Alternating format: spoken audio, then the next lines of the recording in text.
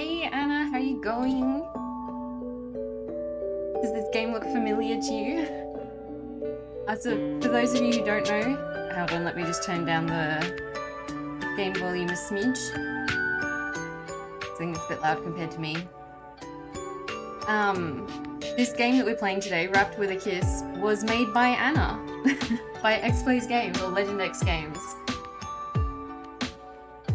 I've been super excited about it for a while since I saw you talking about it on Twitter and in your streams actually, I think. And also, hi Leon, I see you redeemed hello there. And contributed to the challenge, thank you. But weirdly, because I was saying to someone yesterday that celebrating Christmas in Australia is a bit weird. Because it's meant, like, all the stuff about Christmas is like super wintry.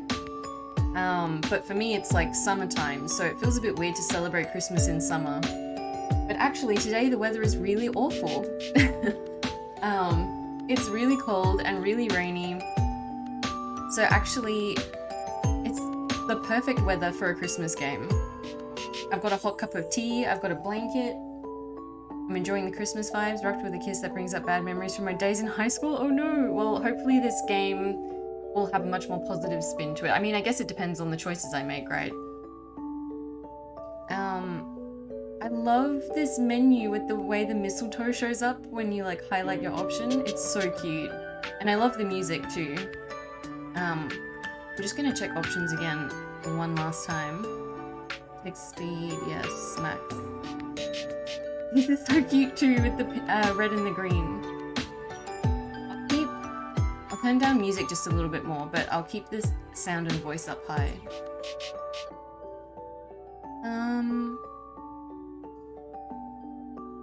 Hey look, Legend X. Who did the music? Oh, cute. Okay, well, I think I might just start, to be honest. I'm excited. And also, I should say thank you as well to Anna for providing a key for the game too. You're Wait, what? fired! Huh? Okay, this was not how I was expecting the game to start when I heard the like tinkly Christmas music and like the really cute aesthetic. Start the game immediately, get yelled at. You're fired. The words thundered throughout the cramped office. People I had never even interacted with craned their neck over the cubicles to see the spectacle in all of its glory. Okay, sorry, hold on. I will just turn... I feel like my microphone volume is so low. So we'll just turn it down just a little bit. But wait, I didn't know this was voiced. Oh my gosh. And also, hi, Tea Moon Child. How are you going? The whispers grew louder and louder as I was escorted out of the building. Oh my god. This started off on such a sad note. Oh, partially only? Still, that's like... I thought there was no voicing. I don't know why I thought that. I was made the fool that day. My boss, Mr. Cardiff, announced my early departure from the company and the business world altogether. I like this voice actress. I would not be allowed in any respectable corporation with my callous attitude Oof. and lack of appropriate knowledge. Ah, not me. That was when I headed home to my desolate apartment and began to pack my remaining belongings into cardboard boxes. I don't know if any of you guys have been fired before. I wasn't like legitimately fired. It was a situation where I decided to hand in my resignation, but this is like still, you do that like walk of shame as you leave. There was no longer a place for me in this city. Though, part of me had always known that was the truth I'd arrive at one day. How is the audio, by the way? I don't want the music to be too quiet. What else was I supposed to think after I saw my money, belongings, and even self-worth sizzle away with each day that passed? This is too real, Anna. What I had left to my name now was very little. A few articles of clothing, and a small amount of self-dignity. I quickly realized, as I held an old refrigerator magnet in the palm of my hand, that I'd be content with leaving my life to rot in this cramped, overpriced apartment. I mean, mood, but no. Audio is good, thank you. One by one, I'd sell every single object until I could afford to leave. and perhaps pull myself out of the trenches I had traveled down. I like the attitude towards it though. It's like, yeah, everything kind of sucks at the moment, but she's thinking about like the future and about like what she can do about it. So that's cool. Closing the chapter of the overly exhausted business manager once and for all, I'll be leaving this junk and heading to my sister's house in Hawthorne. It's based on some true elements in my life, not being fired, but some other stuff. Yeah, I think I remember you tweeting about this, saying that it is sort of based on some experiences you had with like, I think you said like quitting your job and pursuing more creative things and stuff, which I mean, I also did at the beginning of 2020. Well, like I said, it was a difficult situation, but I did resign from my job and start focusing on writing instead of like corporate 9-to-5 jobs. So I'm feeling this a lot right now. It will be an adventure, but one I'm willing to embark on. True. Because honestly, anywhere is better than here. This is the exact attitude that I had as well when I quit. I was like, look, being a freelance writer probably isn't the most like, you know, stable job I could try and go for. But the alternative is going back to the kind of jobs that I'd had before. And I was like, no, I'm going to put the effort in and try and make it work. And also on that note, exciting news, I actually just finished up my part-time job that I've been doing to like supplement my income from writing, and now I am focusing on writing full-time completely. So I feel like this is so like, not nostalgic, but like this is where I was 2 years ago. So it's kind of cool to like think about that and think about how far I've come from since then. This is making me weirdly like, I don't know, sentimental already? I'm like 5 panels in. Okay, here we go. I catch sight of my sister and niece waving excitedly to me as I struggle up the train station steps with my luggage. The bags are heavy and cumbersome, hitting my leg with each step that I take. Hannah, I love your writing style. Perhaps 3 suitcases was too much to take with me on the 4-hour train ride. I was surprised how many people could relate. It's sort of comforting. Yeah, it is kind of nice actually to like see it put into words as well, and to know, like you said, that other people resonate with it too. Oh my god, we're so pretty. Dude, the green hair, I don't think I've ever seen... I mean, I don't know if you're comfortable calling this like an otome game or like a visual novel or whatever, but I don't think I've seen a protagonist with green hair before, but I love her. Like her lipstick too. She's so cute. Hi, how are you doing? I'm doing well. How are you going, Space Person? I'm just playing, you market it as otome. Cool, well then in that case, I'm just playing an otome game made by X Plays Games. It's Christmas themed, so I thought it was appropriate. And I don't know if you guys noticed the like little Christmas decorations I've added to my overlay. And I've got a new like starting and like be right back screen and stuff as well.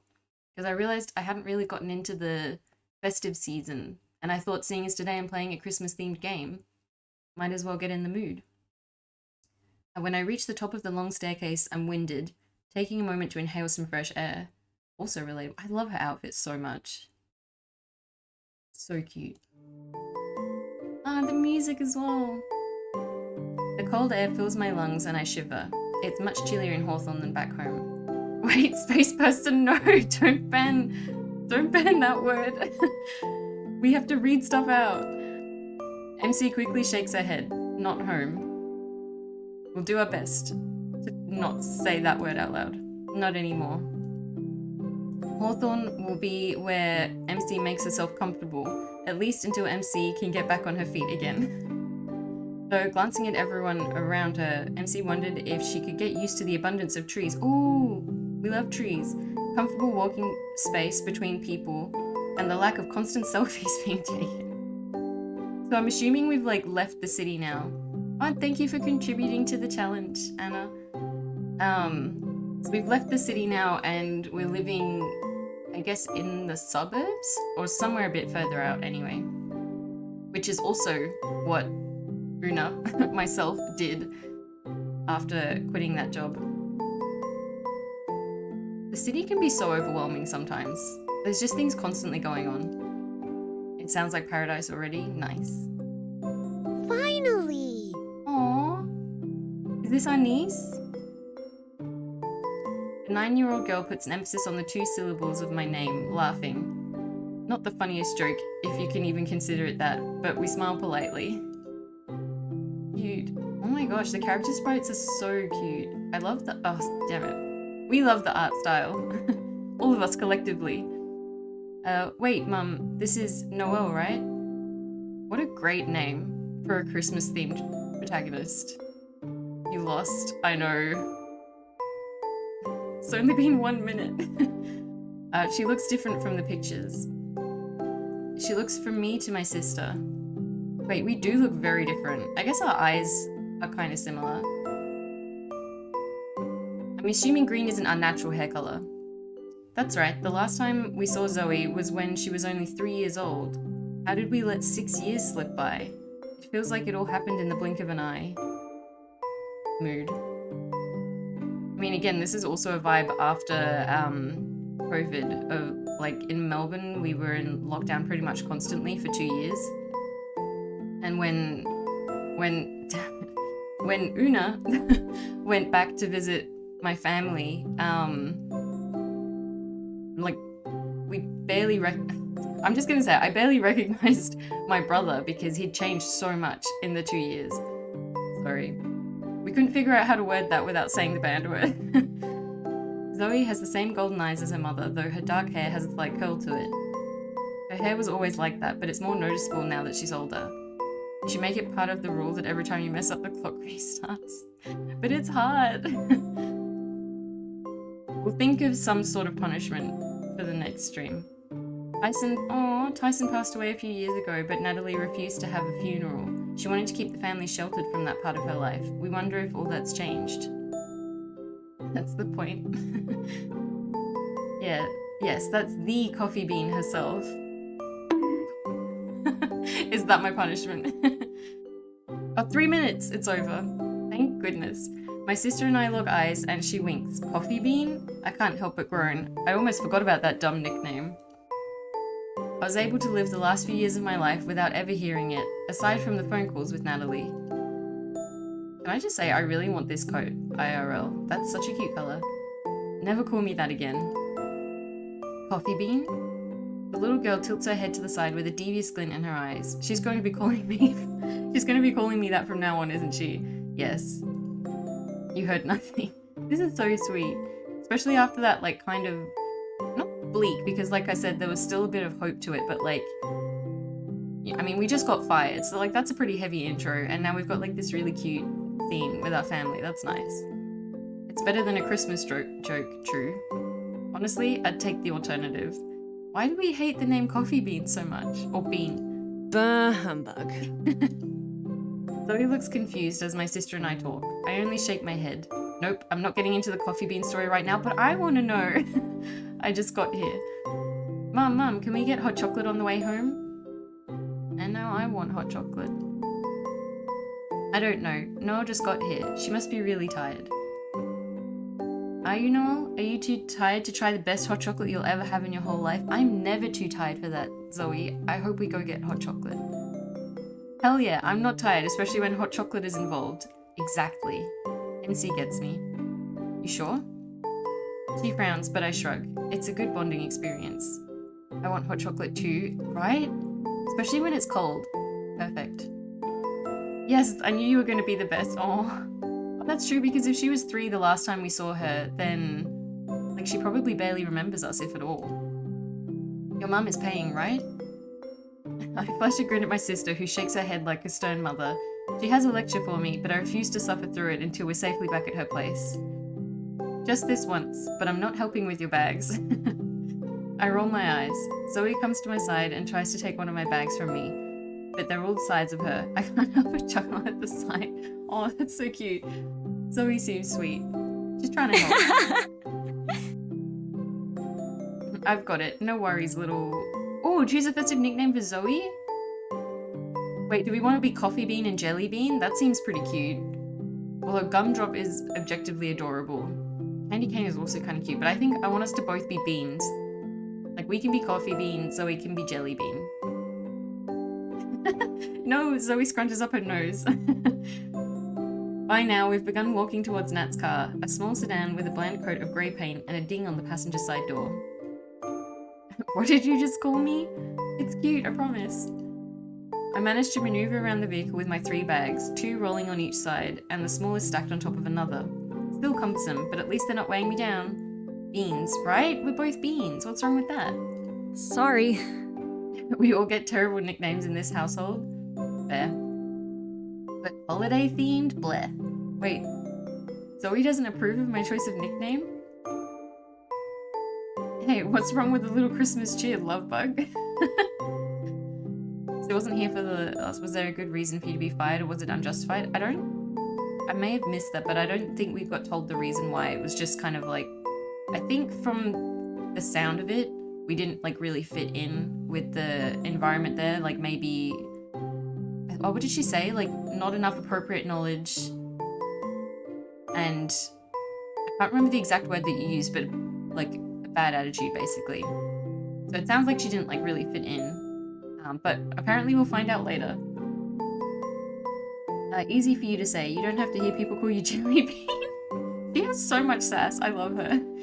Oh, don't worry. Your mum's nickname is way worse. What is it? Really? What is it? I grinned mischievously, shooting a glance at the scowling older woman. Should I tell her? Yes, yes. I want to know. No. I don't know. I think it's only fair. Natalie walks to her side of the car, fishing for her keys in her bag. In the meantime, I let go of my own bags and stretch my arms overhead. I've got to work out more if my muscles are this sore over dragging my luggage around. Oh my god, same. It's almost like sitting at a desk all day is bad for your body. That's all you brought? I'm surprised you didn't bring more. I mean, you are staying here with us. Only until I get back on my feet. Even so, oh, that's so nice though, that her sister's letting her live with her while she, like, figures things out. Because like I said, I've been through a similar process, and the only reason I was able to do it was because I had people around me who were supporting me and helping me out. Even so, you don't plan on going back to the city, do you? I shake my head, getting into the unlocked car. Natalie and Zoe follow suit. I can understand Nat's apprehension about letting me return to the city. She's the one who had to deal with my tears on the worst nights. Aww. I'm only a phone call away, Natalie used to say. Hey, Bellos, how are you going? We're playing a Christmas-themed, romantic, visual novel Otome game. I'm just going to throw all the buzzwords out there. But made by Anna, aka... Well, Legend X Games is studio, but X Plays Games is her Twitch name. So she's also a streamer and she makes games because she's a woman of many talents. That hello is so cute. It's Obi-Wan Kenobi from Star Wars. I was actually talking about Ewan McGregor with someone on Discord because we're both fans of Moulin Rouge, the movie. And she brought up the hello there, like, meme by him, and I was like, I saw that on the list of potential sound alerts with the thing that I use. So I decided I had to add it because Moulin Rouge is my favorite romance movie. At several degrees of separation, we went from Moulin Rouge to Ewan McGregor to Obi-Wan Kenobi, but it makes sense in my brain. But yeah, Moulin Rouge is my favorite movie. I'm only a phone call away, Natalie used to say, and she really was. Oh, even at 3 AM when she had to wake up early the next day for work and get Zoe ready for school. I love supportive families. In the city, I was working a job that paid well, but barely enough to afford rent on my tiny apartment. Moon! My hours were long, excruciating even. Right? It's like you go to the city to get a job that pays better, but then your living expenses are so much higher that it kind of all cancels out. I felt like I was losing myself to my job, and it all crumbled down after my termination from the workforce. Plus, if you get fired, it's so hard to get back into it because, like, people always ask for your references, and then you have to try and explain why you can't give your last employer as a reference. Well, not even if you just get fired, but if you, like, leave the company on bad terms. The quality content chain I'm here for. But I haven't told Natalie the real reason I was fired. Oh, here we go. I don't think she'll be proud of me. So I stand by my decision, and I'd do it all over again if it meant leaving that buttoned-up life behind. Ooh, interesting. I want to know what the reason was. I didn't renew my lease, and I sold everything in the place. All I took were my clothes, some old pictures, and Mum's necklace. Also, I love that we have MC in the corner. Like I said, she's so cute. I want to see her as much as possible. I'd sold a lot prior to the decision to move in order to pay back some of my debts. Plus, when an Otome game or a visual novel has a protagonist who is more established as their own character rather than designed to be like a self-insert character. I like it when the game developers sort of lean into that and like do give her a distinct personality and let her be on the screen and stuff. Because you don't have to worry about trying to like, or sorry, you don't have to worry about accidentally ruining the immersion for a self-insert player. You can just like show her off. And I mean, like I said, she's cute, so why not? This expensive imported ruby-plated bow pendant, easily worth enough for a month's rent, is something I won't part with. Ooh, why? That's all you need anyway. The pretty red necklace you're wearing? I reach up and grab the pendant in between my 2 fingers. It's lightweight, and despite being old, still sparkles and shines in the light. Aww. Yeah. Your grandmother gave it to me before she left on one of her grand old adventures. Aww. Wait, so where is Mom now? So she's still on an adventure? I thought for a minute they were going to say that she passed away or something. What adventure is she on now? The 70th? Hell yeah. Who knows? I stopped counting a long time ago. What a cool mum. You know what? I'm happy for her. She gets to travel the world and meet so many interesting people. Your grandma is so cool. Buys the best gifts too. I had an uncle like that. He traveled and like backpacked around the world a lot. And whenever I saw him, I'd only see him like once every year or two. And whenever I did, he would have like all these cool stories from his like travels and gifts and things. Natalie looks at her daughter through the rearview mirror and lowers her eyes. Christmas is not about the gifts. Aww. But they're nice, I suppose. True. Zoe giggles in the back seat with a snort. Mum must be spoiling her on the holidays as well. The last gift I got from the older woman was an expensive watch that I sold after only a few weeks of having it. Wait, what? Why? Do we need the money? The thing was nice, but what was the point of having something so flashy? Oh, there we go. If I didn't have food to put on the table that week. I mean, then that's basically the same as getting money as a present, and that's fine. I straighten up in my seat, eyes forward as Natalie takes a turn. As we get further away from the train station, more people come into view, and an array of shops line up next to each other like a strip mall. Wow, a lot of these businesses look like they're family owned. Oh yep, no fancy big chains here, I love it. Oh, me too. I actually went Christmas shopping last weekend, and I always struggle to think of gifts. I'm not very good at getting gifts for people, but I saw that there was a local market happening with like local people selling things that they've made, and I was like, that's a great idea for Christmas gifts, because then it's like kind of meaningful as well, and you're supporting local creators of various varieties. And they had people who make like hot sauce and like chocolates, candles, clothes, like all kinds of things actually. And then I ended up getting all my Christmas present from there because, I don't know, it just feels more fun when it's got like some sort of like sentiment behind it, I guess. So no Burger Boss. No Burger Boss. No! That's sad. I like those places. But Natalie points to a storefront a few feet ahead from where we stopped at a red light. I can faintly make out the rustic wooden sign that reads something grill. Ooh, a local grill? Pewter's Grill has real burgers. Delish, trust me. Hell yeah. This honestly sounds like the change that MC needed, so I'm happy for it. But Burger Boss has cheap burgers on the go. They cook them in 40 seconds or less. That's their motto. Yeah, but you're not in the city anymore, so you don't need to be in a hurry all the time. How good can a burger be if it was cooked in 40 seconds? True. Excuse me? Really good. You've got to slow your pace in Hawthorne. Nothing worth getting done is completed in 40 seconds or less. So you say. I don't know, Mum. Now that I'm thinking about it, the place is called Burger Boss for a reason. The owner must be the boss of all burgers. So maybe that's how he makes them in 40 seconds. Love that. Child logic at its finest. Magic burgers. She smiles to herself, looking out the window with just as much enthusiasm and wonder as myself, though she's lived in Hawthorne her whole life. Once we take the next turn at the corner, we'll be at the main plaza. Yay! Oh hell yeah, hot chocolate time! Which is where we can get our hot chocolate. 40 seconds inside Sushi Burger, no cooking the meat. Yeah. From the rearview mirror, I can see Zoe excitedly vibrating in her seat. I said it before, Anna, but I'm going to say it again. I like your writing style a lot. That hot chocolate must be damn good. I better hope so. Alright, out of my car, we're here. I almost miss that Natalie has pulled over to a parking spot. She taps her fingers on the steering wheel, waiting for me and Zoe to get out of the car. Ooh, this is cute! I love this. Oh, and even like the plants you've got are like Christmassy themed because those are poinsettias, right? Oh, that means a lot. Thank you. You're welcome. Hi, Kai. How are you going? We're playing Anna's game, Wrapped with a Kiss. And honestly, it's the first like Christmas themed game that I've played, even though we're already halfway through December. So I'm a bit late to the whole festive train, but I'm here now and I'm enjoying it. It's so cute. Oh, it's a fun one. Have you already played it?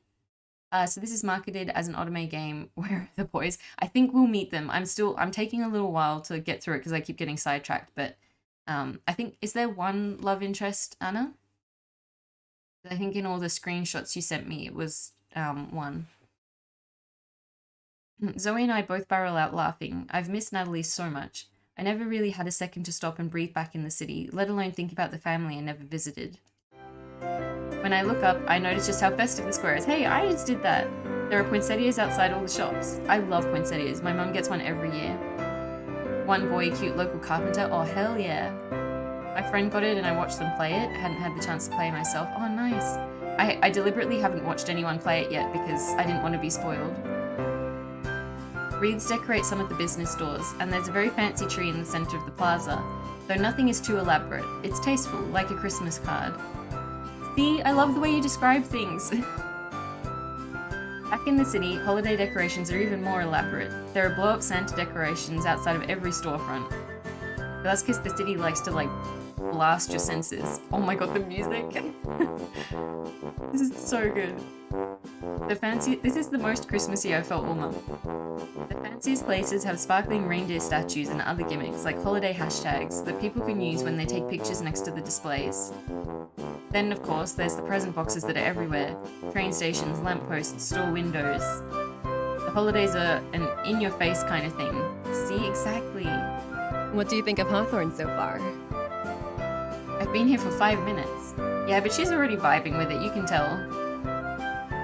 But you've seen some of it. It's pretty, I guess. I answer with a shrug, which seems to be enough of a reply. But I feel like there's going to be a little bit of culture shock because it is an adjustment. Like, especially, she said she's been in the city for like 6 years or something. And like they said, it's a huge change of pace when you move to a less urban area. There's so much to see and do here, you'll love it. Let the hot cocoa sway me then. Hot cocoa! Zoe cups her hands over her mouth and calls it into the air. Natalie rolls her eyes and I watch the girl curiously. What are you going to get, Coffee Bean? Okay, no, that's not going to be a thing. It is. I think you just have to accept your fate, Noelle. You're going to get coal for Christmas. I think Santa would find the nickname funny too. See, Zoe's great, honestly. You don't even know why your mum calls me that. Did they call you that because you eat coffee beans? I gotta remember to drink my tea. I keep letting it go cold whenever I stream. It was one time- wait, she actually did eat coffee beans? The little girl snickers. Gotcha. You little... They all have the good sense of fashion, right? I was saying that before, they all look so cute. I really want this coat in real life. And her beanie as well is so nice. And MC is so pretty. I was saying yesterday that I want to dye my hair pink again, but now I'm tempted to go green. It's such a cute shade of green though. I went green by accident once. I tried to dye my hair like this dark sort of indigo color, but I'd had, I think it was red or blue or something before that. I had a bunch of different colors leading up to it, and instead of going indigo, it went like this weird gray color with like green highlights. Be watermelon, half green, half pink. That's honestly genius. That's actually, because green and pink is like my color scheme as well, so it'd be very on brand too.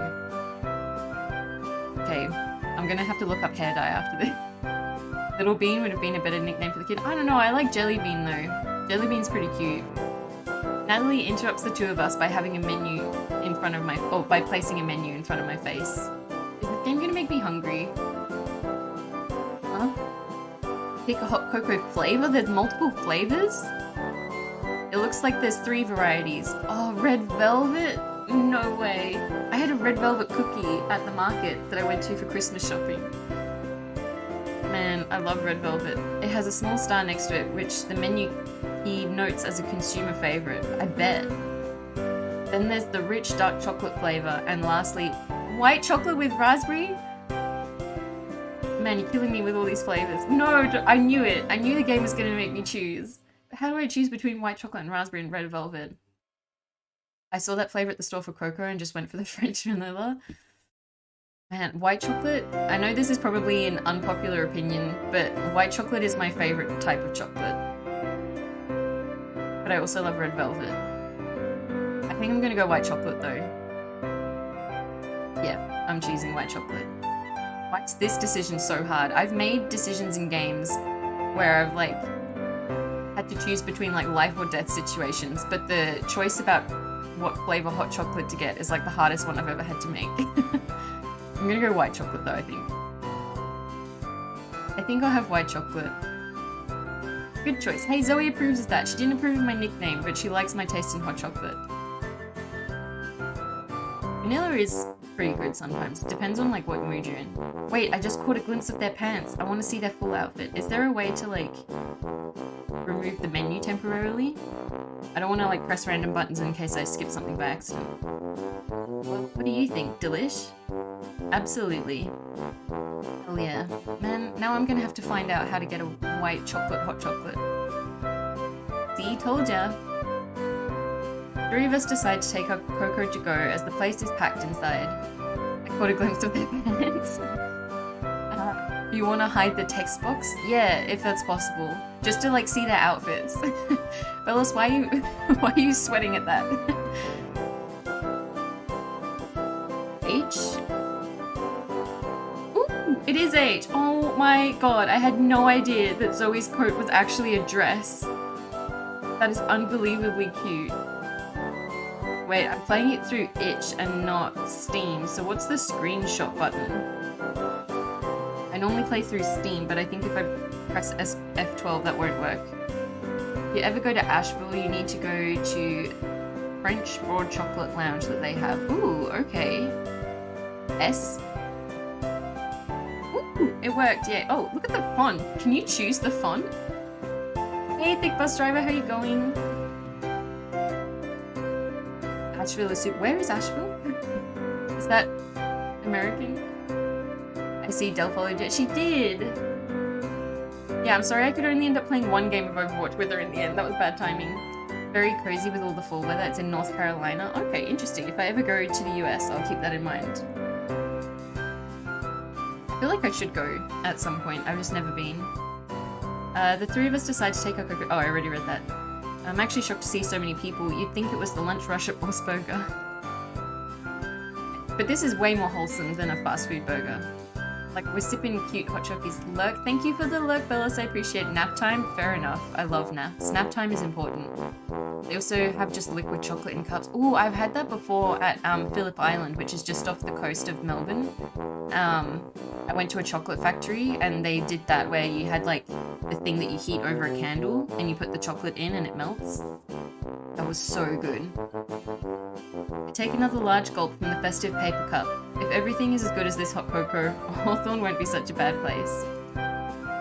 Oh Zoe, while we're here, we should pick up your recital dress from the cleaners. Also, I don't know if I like said it enough, but the coat dress? Who thought of that? That's genius. Also, we're wearing a skirt or a dress, I think, too. Super cute. There's this chocolate place going towards Torquay. It's past it, I think, had the best white chocolate, hot chocolate there. Interesting, interesting. That's a little more doable for me than Asheville. But one day, maybe, I'll go to North Carolina. Recital dress? Are you a dancer or something, Jellybean? I'm playing the Ghost of Christmas Past in the town's holiday show at the end of the month. That's amazing. Since I'm a ghost, I can wear anything I want, but you'll see the outfit on the day of the show. Hell yeah. I can't see now? Nope, you'll definitely have to come to the show. Smart. This kid's a genius. Ouch, harsh. Harsh that you think I'd miss your performance. It's just like insurance. Insurance. She's so cute. The Tide Panda emote is very appropriate right now. Insurance. You mean insurance. Oh. Yeah, that's what I said. Anyway, Noel can't miss it or else the Christmas magic won't work. Then the show will totally explode. Well, guess I'll have to go then. What? Natalie shakes her head with a small smile. It's an old superstition. Huh? Nesta, what? I'm so confused now. A long, long time ago, a young girl named Nesta bumped into something backstage and caused the whole set to catch fire? That's way more intense. I thought she was just being cute, being like, you have to come to my show. But there's like a whole story behind this? So not totally explode. Some details got lost in time. Some people think it's because she bragged about her costume before the show and made sure everyone in town saw it ahead of time. Oh, I see. I thought it was a smug panda. I mean, the panda also does look pretty smug. Exactly. The more people who see your costume, the more the show will catch fire. Like a sipping tea kind of situation with the panda. The more people who see your costume, the more the show will catch fire. I didn't realize this was going to be a whole superstition. I love the backstory though. I'm not sure that's how it works, but okay. What is that emote? That's so cute. Song has me doing this right. I actually saw on Etsy someone was doing like custom wiggle emotes like that. Maybe I'll have to get one. The more I watch Zoe's theatricality, the more confident I am that she'd make a wonderful performer. I'm actually looking forward to seeing her. I bet a kids show would be so cute. I used to perform in them when I was a kid. That's cool. Want the stream name? I think I saw it from like hovering over it. It'll be the first children's play I've seen, not to mention one for a relative. I haven't actually attended a children's play in the audience. Like I said, I used to be in them, but the dry cleaner is 3 shops down, Noelle. We'll be quick. You can sit on one of the benches or look around. Are we gonna meet him? Yeah, don't worry about me. Are we gonna meet him now? The 2 girls walk off, leaving me alone with my thoughts. I take another sip from my hot chocolate and find a seat. It's best not to wander off too far when I don't have a phone with good service. I figured a fancy phone wasn't an expense I really needed. True, I've had the same phone for like 6 years. My phone service company keeps asking me if I want to upgrade, and I'm like, but that sounds like it costs money. The only thing I would want is more storage space, because I'm at a point now where I'm going to have to start uninstalling games. But for now, it's fine. I drum my fingers on my thighs. The air's chilly, but the cocoa is warming me up. I haven't had a minute to just sit down and breathe in a long time. Oh, I can see the tree now. It is super cute. I close my eyes as the wind caresses my face. I don't know how long I sit there until I hear a voice jolting me from my reverie. Oh, I love that word, reverie. I've worked in a restaurant during Christmas in high school. All Christmas songs slowly drive me insane. Yeah, I've heard that. I was in an Uber the other day, and the Uber driver was saying that she has a retail job as well. And like as soon as Halloween ends, it's straight onto the Christmas playlist. And she's like, I'm so sick of Mariah Carey's voice. Nice choice. Is this the love interest?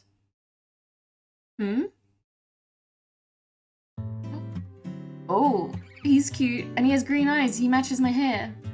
Oh, I love his shirt. My eyes slowly flutter open, and I see a man casting a shadow over me. He's smiling. I never know how to pronounce this word, so don't bully me. Genially? I've read it so many times, but I can never pronounce it. I want his jacket. I know, right? His whole look is so good.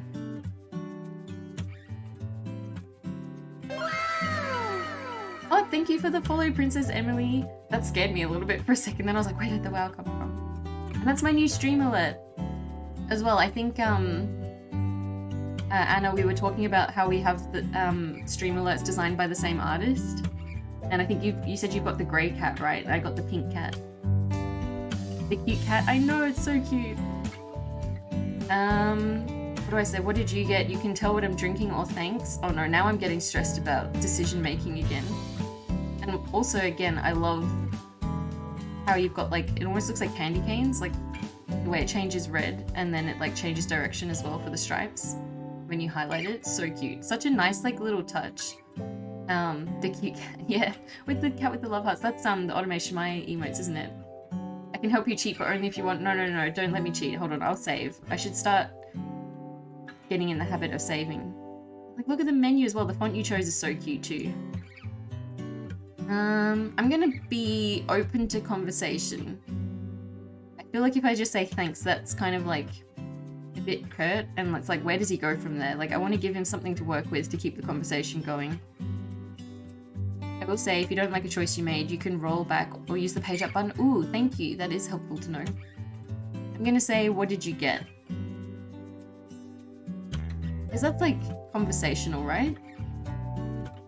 I seriously love his shirt. I kind of want that plaid shirt for myself. And we do match. I feel like we match. Like, not so much that it's like super obvious that we have the exact same color palette, but we look complementary together. Breaks over, have fun. Thank you for stopping by. I assume you're at work, so I hope work goes well. This one's a coffee, peppermint. Oh no, sorry, that's a red flag. Peppermint coffee? No. I'm obsessed with plaid flannel, me too. I'm just kidding, I still love him, but peppermint in coffee, right? Oh, don't tell me you've never had it. No, why would I ruin coffee like that? I raise my brow at the stranger who's conversing so easily with me. I straighten myself up and try to make a good first impression. This is the first Hawthorne local I'm meeting. Well, besides my sister and niece. You're new here, aren't you? All Hawthorne residents have tasted the peppermint coffee. Oh no, busted. Yeah, that's fine, you can ask him to like show you around or whatever. I push some of my hair behind my ear. What gave it away? I thought I was doing a good job of blending in. I smile up at the stranger because we both know that's not true. I'm sure I look like a fish out of water. Yeah, you're doing an awesome job. His smile though! He winks at me as he says this. I can't help but blush at the mystery man and try to turn my head to the side so he won't notice. Oh my gosh, I just looked up and we are actually blushing. I'm sorry, I'm obsessed with MC. I might finish this game more in love with Noel than... wait, we don't know his name yet, do we? I just know everyone in town. Everyone? No way. That's not possible. You can't know everyone in town. Why not? Because I motion to the plaza around us as if the answer is obvious. Cinnamon roll. Oh, is he a cinnamon roll?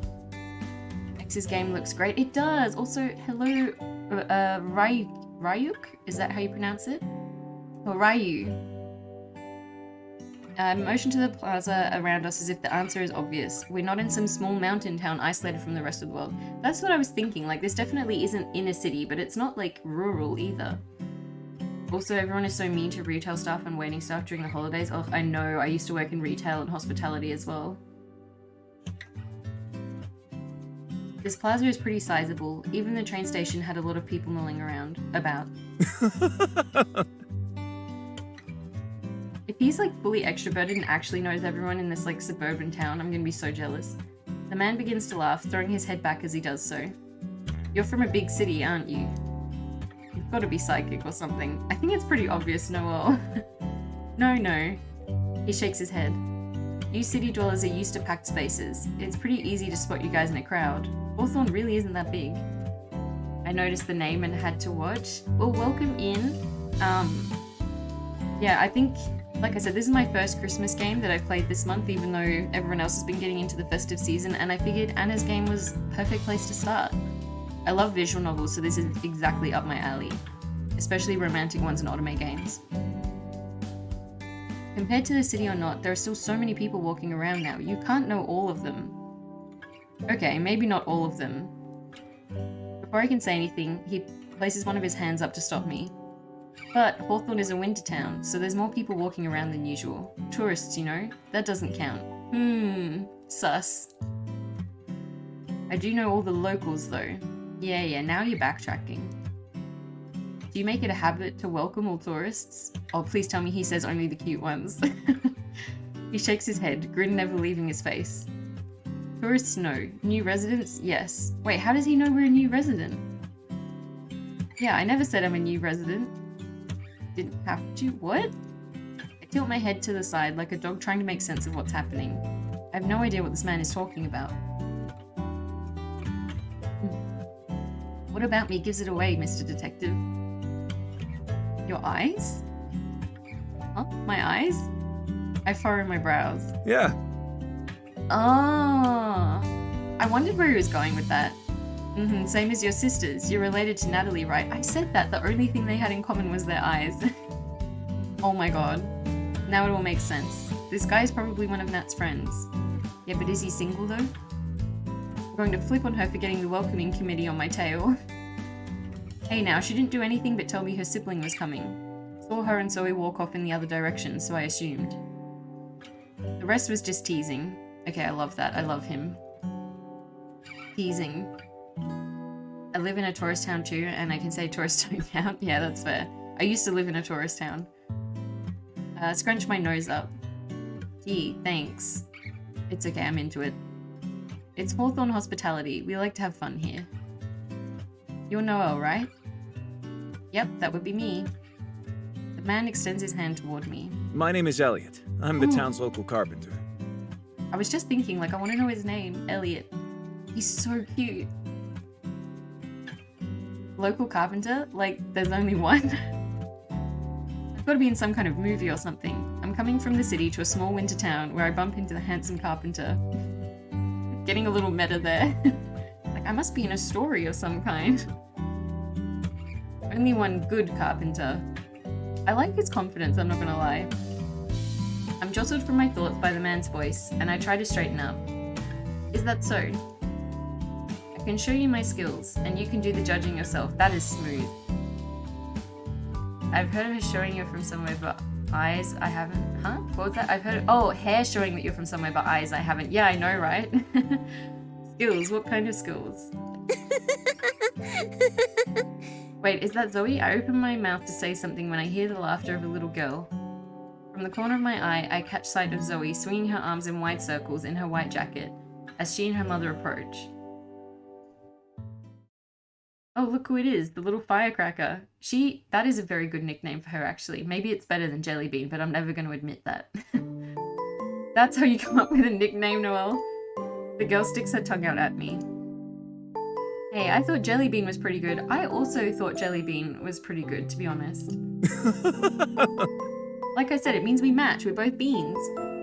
Elliot looks between me and Zoe and begins to laugh. It's festive. I like it. See?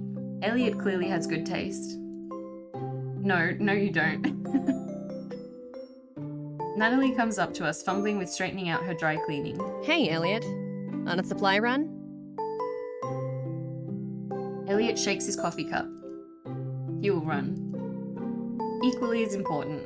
So they do know each other. Look at this little girl's face. She's absolutely going to set you up with somebody at some point, right? She does look like the kind of kid who would like try and wingman you. She's going to sense that Noelle and Elliot like each other. And she's going to start like setting up situations for us. You're going to a party or something? Elliot points to the hanger that Natalie is holding. She shakes her head. That's my costume for the Christmas show.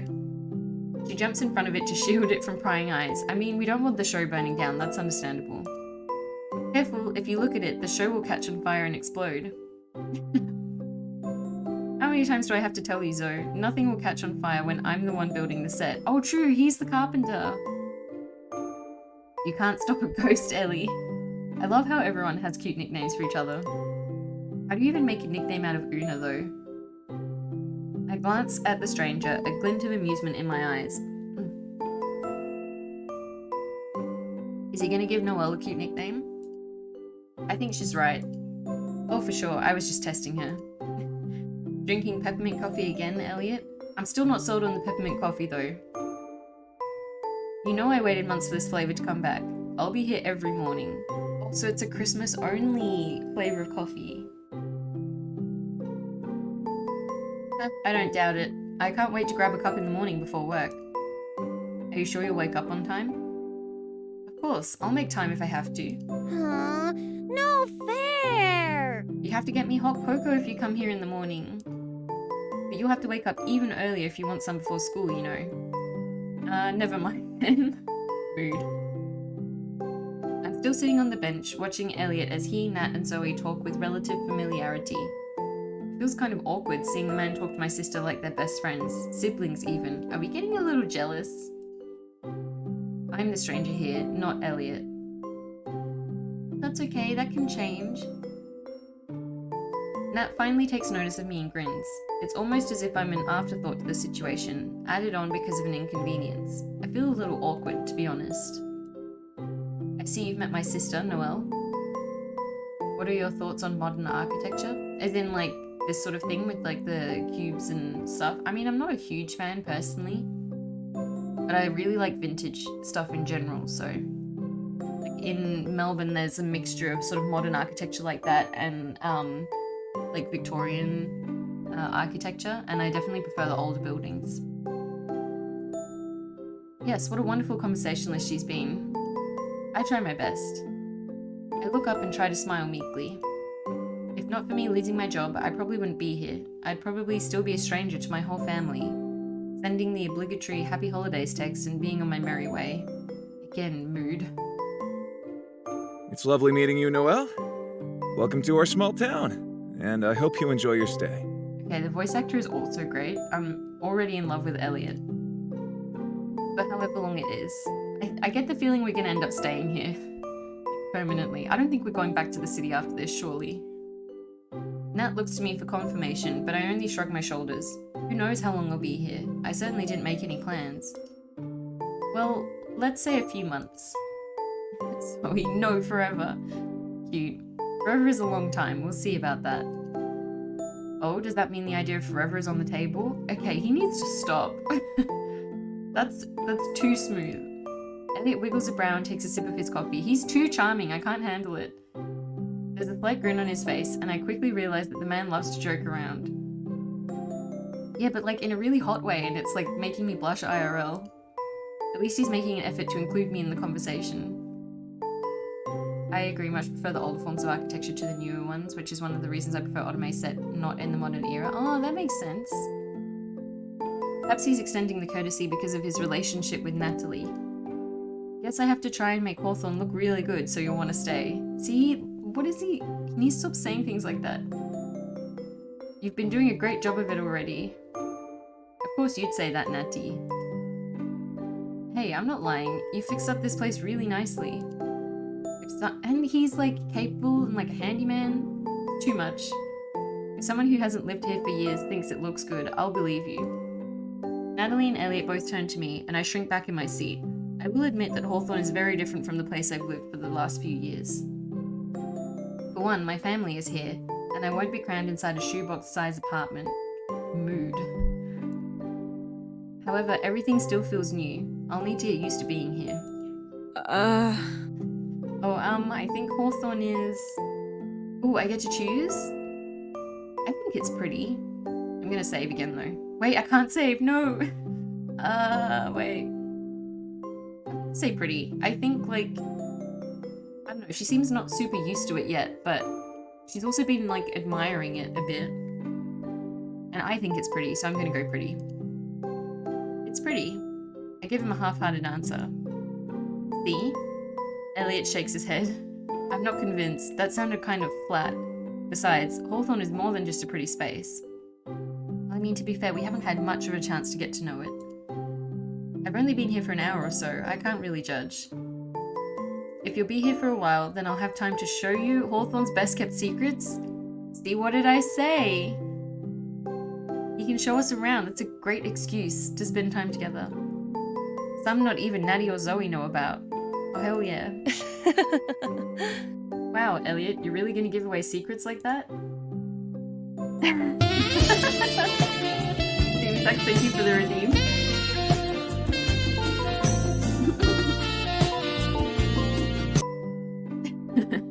Yeah, you have to tell us who. I mean, he did say he's gonna take us to like the most hidden secret spots, so yeah, 69 channel points to redeem it. I'll tell all of you, but Noelle has to stay long enough to find out. Wouldn't make sense otherwise. Okay, so that's like an end goal. We've got to get to know him first, and got to get to know the area first, and then he'll take us on cute dates to secret spots. How is my tea already getting cold? The music in this game is so chill that it's like, I don't know, really soothing. I place my hand on my chin. Sounds tempting. I sense a butt coming. Butt? Gross. I can't help but laugh at that one, like the child I really am, though Elliot seems to think it's funny as well. No butts allowed, Noelle. A child is here. That wasn't me. I didn't say that. Guess that means I have to give you a yes or no answer, huh? going to be a yes, right? Secrets are on the line, Noelle. Yeah, see, Zoe wants to see the secret spots too. Yes, but for the secrets. It's not like I have any other friends around town. It'd be a good opportunity to get to know the place better at least. Hey, I'm taking it and holding you to it. I love them. They're already vibing so hard. Part of me is a little nervous at the idea, but I try my best to shake it off. I play Our Life Now and Forever demo, so cute game. Ooh, yeah, I haven't actually played Our Life yet. I've heard a lot about it though. It's on my list of games to play. Alright, well, the coffee is getting cold and I have a project back at home waiting for me. I'll catch you 3 another time. Before you leave, can you come over one day this week to look at the plumbing? We're only getting cold water at the moment. What, he's good at plumbing too? I can stop by tomorrow. I love Our Life. Yeah, everyone who's played it has said really good things about it. I just haven't gotten around to it yet. But I think it's free, isn't it? At least the first part.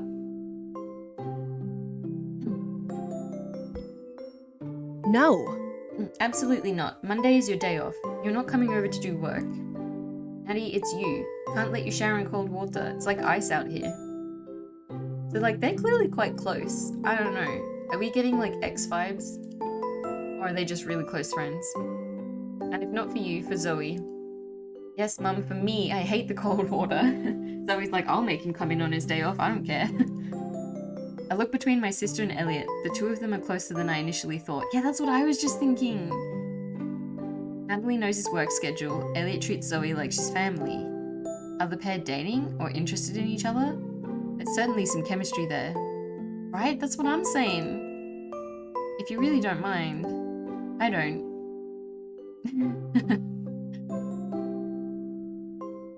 Well, it's settled then. I'll see you tomorrow. She claps her hands together, and I wonder why she bothered with the polite dance.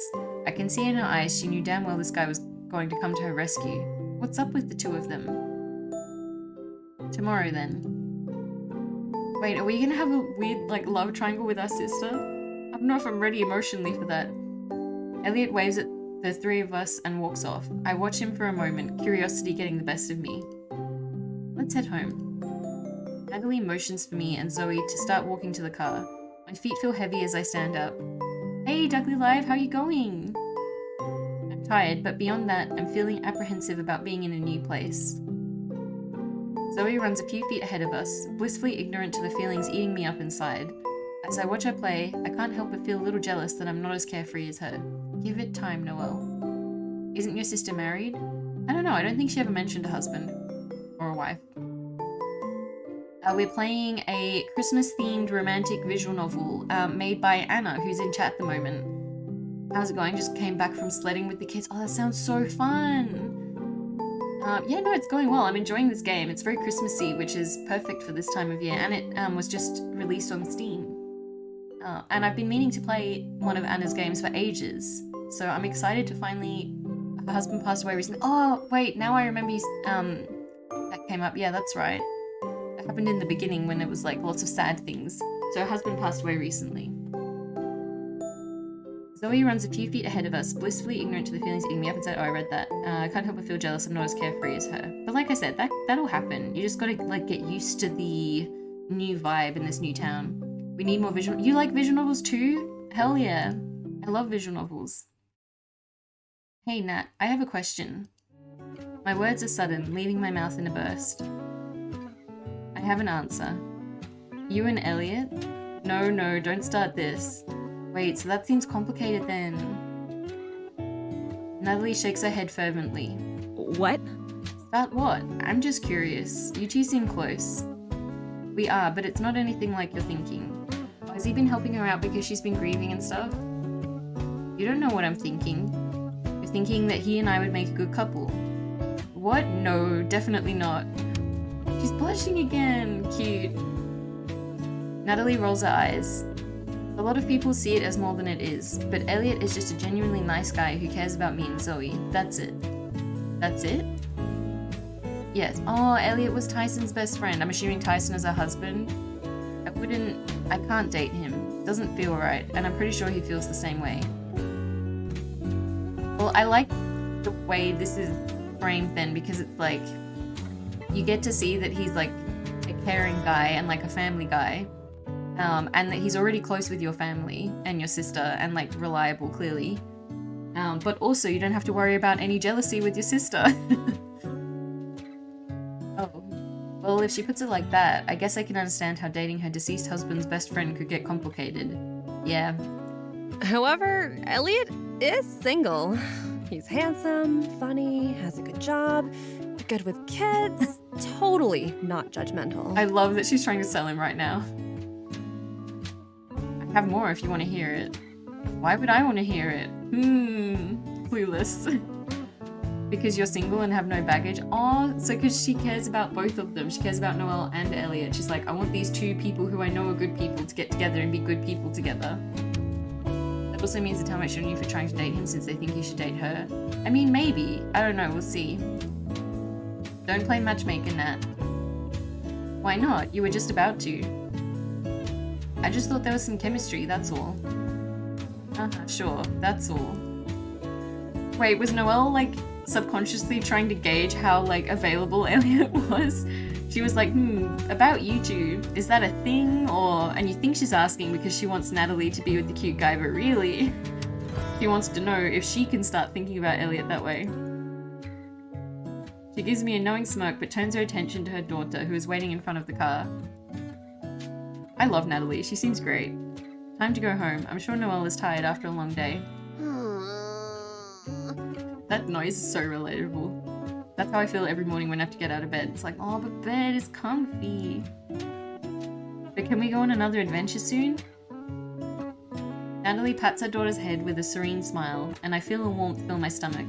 This is the family life I've been missing out on. It feels good to be included for once. This, weirdly, like, separate from the whole, like, quitting my job and, starting writing and stuff. Like, when I was a teenager, I felt this because I had some, like, mental health issues that made me feel pretty, like, disconnected from my family. And then when I started to get better and, like, reconnected with them, like, this is how I kind of felt. Like, you get a little bit of jealousy for the people who are close to them. But then, like, when you start to reconnect, it feels really nice to, like, feel like you're a part of it again. So, like, I'm also kind of, resonating with this part as well, but, like, for a different reason, which is weird. What part of the world is this taking place in? I think, like, it's just called Hawthorne, so I'm assuming just, like, a fictional town. Come on, ladies, let's head home. The three of us shuffle into Natalie's car for another drive, but this time to my new residence. Oh, hell yeah, I want to see the house. Upon entering Natalie's house, I'm shocked. It's by no means a mansion, but it's way bigger than the apartment I was living in before, though I'm willing to bet most houses in this town are. I felt like that too when I moved from an apartment into a house. I was like, this feels like a mansion even though it's like a 2-bedroom house. By the time we bring in my bags and get settled, it's dark outside. Ooh, we got casual outfits now without the coats. Hold on, I want to see. Oh my god, that's adorable. Wait, and we kind of match too. We're both wearing like black and white and red. I just noticed the ribbon in our hair as well. We're so cute. Everything about this is so cozy and wholesome. I love it. Well, what do you think? It's amazing. Really? I know it's not too shabby, but amazing is a big compliment. Back home, I was living in a shed compared to this. A pretty shed at least? Nope, my entire salary was spent on a bare, ugly box. Well, rent here is much cheaper than the city, there's that. Zoe flings herself onto the couch and buries her face into the sofa pillows. Let's watch a movie. No. Absolutely not, young lady, you have school tomorrow. So, it's a special occasion, Noelle is here. Noelle will be here tomorrow. In the US, Australia, New Zealand, maybe Canada. I don't know, it feels very US inspired, I'm assuming because Anna's from the US. And the day after that. I want to watch a movie though. No means no. Go and put your PJs on. I'll be up for lights out in a bit. Zoe groans. Natalie is a strict mum, but I guess she has to be since she's doing it all by herself. Oh, true. That's hard. I keep forgetting that her husband just passed away recently. So she's like grieving and a single mum. Love Natalie. Like the fact that she's able to be so supportive and like has her shit together like this, considering the situation, is super impressive. Can Noelle take me to school at least? How am I going to do that? I don't even know where it is. Not too far from here. Zoe knows the walk there. Hell yeah, I'll walk Zoe to school. Not that you have to take her. Oh, but Noel, please. She claps her hands together and gives me her best puppy dog eyes. I mean, how can you say no? I can't. I guess so. Why not? Yay! Plus, this way we get to, like, see more of the town as well. But you have to go shower and get ready for bed now. Deal. The girl bolts off in a hurry and I watch her leave. Why is she so excited about me taking her to school? Kids just be like that sometimes. They get excited over, like, the weirdest things. Who knows? I'm shocked myself, honestly. I was afraid Zoe was going to hate you. She's had a hard time making friends lately. Aww. Wait, really? The same girl I just saw run up the stairs? No way. Natalie nods her head. After Tyson's death, she shut everyone out, even me. Aww. Probably Midwest or New England then, that's where most Hallmark movies take place. Oh yeah, that's true. Anna did say that it was inspired by Hallmark movies. Zoe pretends like nothing is bothering her, but I can't imagine she's okay with her father getting sick and passing away. Oh, Zoe. He tried to hide it from her, but Zoe is smart. She must have seen him getting progressively worse. It feels like a pile of bricks is sitting on my heart as Natalie tells me the truth of her and Zoe's situation. Natalie has always tried to find the light in everything, even as she sits so firmly in the dark. Why didn't you tell me how bad it was? I thought the disease was sudden. I could have been here to help you through Tyson's sickness. Would you have come, Noel? Oof. Ooh, we're getting to a bit of a heavy bit. Nat, you're my sister. Of course I would have come. You distanced yourself for years. After you left home, you never looked back. Zoe is 9, and you've only met her once before this. I mean, she has a point. Oh, I didn't think you cared about anything more than yourself, so I never brought it up. Oh, see now, Zoe's gone to bed, we're getting the real talk. I feel like she delivered a devastating blow to my gut, but I can't argue with her. Natalie is completely right. I withdrew from her, but so did the rest of our family. Mum, Dad, our siblings. Wait, they have other siblings? And no one showed up to help when her husband was dying? Yikes. Hello, darkness, my Right? friend. I've come to talk with This you. is heavy. We all went our separate ways and stopped being a family, yet when I called Natalie, she always answered and lended a listening ear. That's what I was just thinking, is they made a point before about Natalie always being super supportive when she was struggling. And like even now, like she's clearly struggling on her own a bit, but when her sister's like, I've been fired and I need to like leave the city, she's like, you can come live with me. I hope they like repair their relationship. I didn't return the favor and never bothered to ask what she needed. I'm a terrible sister. At least they're like getting it out in the open now and they can start to like heal and move on from it. She shakes her head with a frown. You're not. I just don't think that we were ever equipped with the knowledge of how to be a functioning family. Mum and Dad were hardly ever in the same room together. All we ever had was Dad, and he drilled in our heads that we needed to be financially stable to be successful. Is that why Nala left to marry that rich yoga instructor? And Neve went... all of their names begin with N, I just realized. Went on his backpacking journey across the country? Speechless and frowning, I run through these details in my head. It makes a lot of sense, but I'm more than a victim of my environment. I'm the one who didn't pull myself out of the cycle and kept going with it. Don't look at me like that, Noel. I've been seeing a therapist, and it's really been helping. You should too, honestly. True. Therapy? 10 out of 10 recommend. See a therapist? I guess I never considered it. But I also think that's understandable because Noelle's way of coping was to throw herself into work by the sounds of it. And I think a lot of people who do that, even if it's like an unhealthy relationship with work, they still see themselves as being productive and like successful in a socially acceptable way.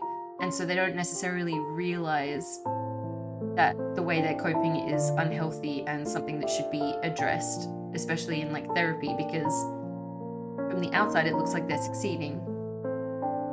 So I can see why she may not have thought of it. Or like may not have even realized that the way she was living was unhealthy. I don't know, Dad made you think it was normal to live the way you were living. See, exactly. People put so much pressure on like career-based success that it can be hard to notice that the lifestyle you're living is not healthy. It's a whole thing, Noel. You've got to look at your past and move on from it. What are your thoughts on this room design? I think it's like pretty minimal and like soothing. The colors are all pretty warm, but like not too bright. It's not bothering me though. Sure it's not. You worked for 8 years at a job Dad wanted you to be at. 8 fucking years, Noelle. That's almost as old as my daughter. True. She shakes her head. I stare, dumbfounded. She's right. I found myself majoring in business because Dad said that was a financially secure option.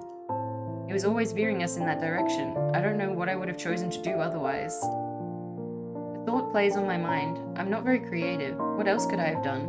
Would I still be on the same path if I didn't have Dad's voice constantly in my ear? Never mind all that. I've forgiven the past. You're here now. That's all that matters to me. We can all move forward with the present moment. I like this though because they're setting up the sort of situation.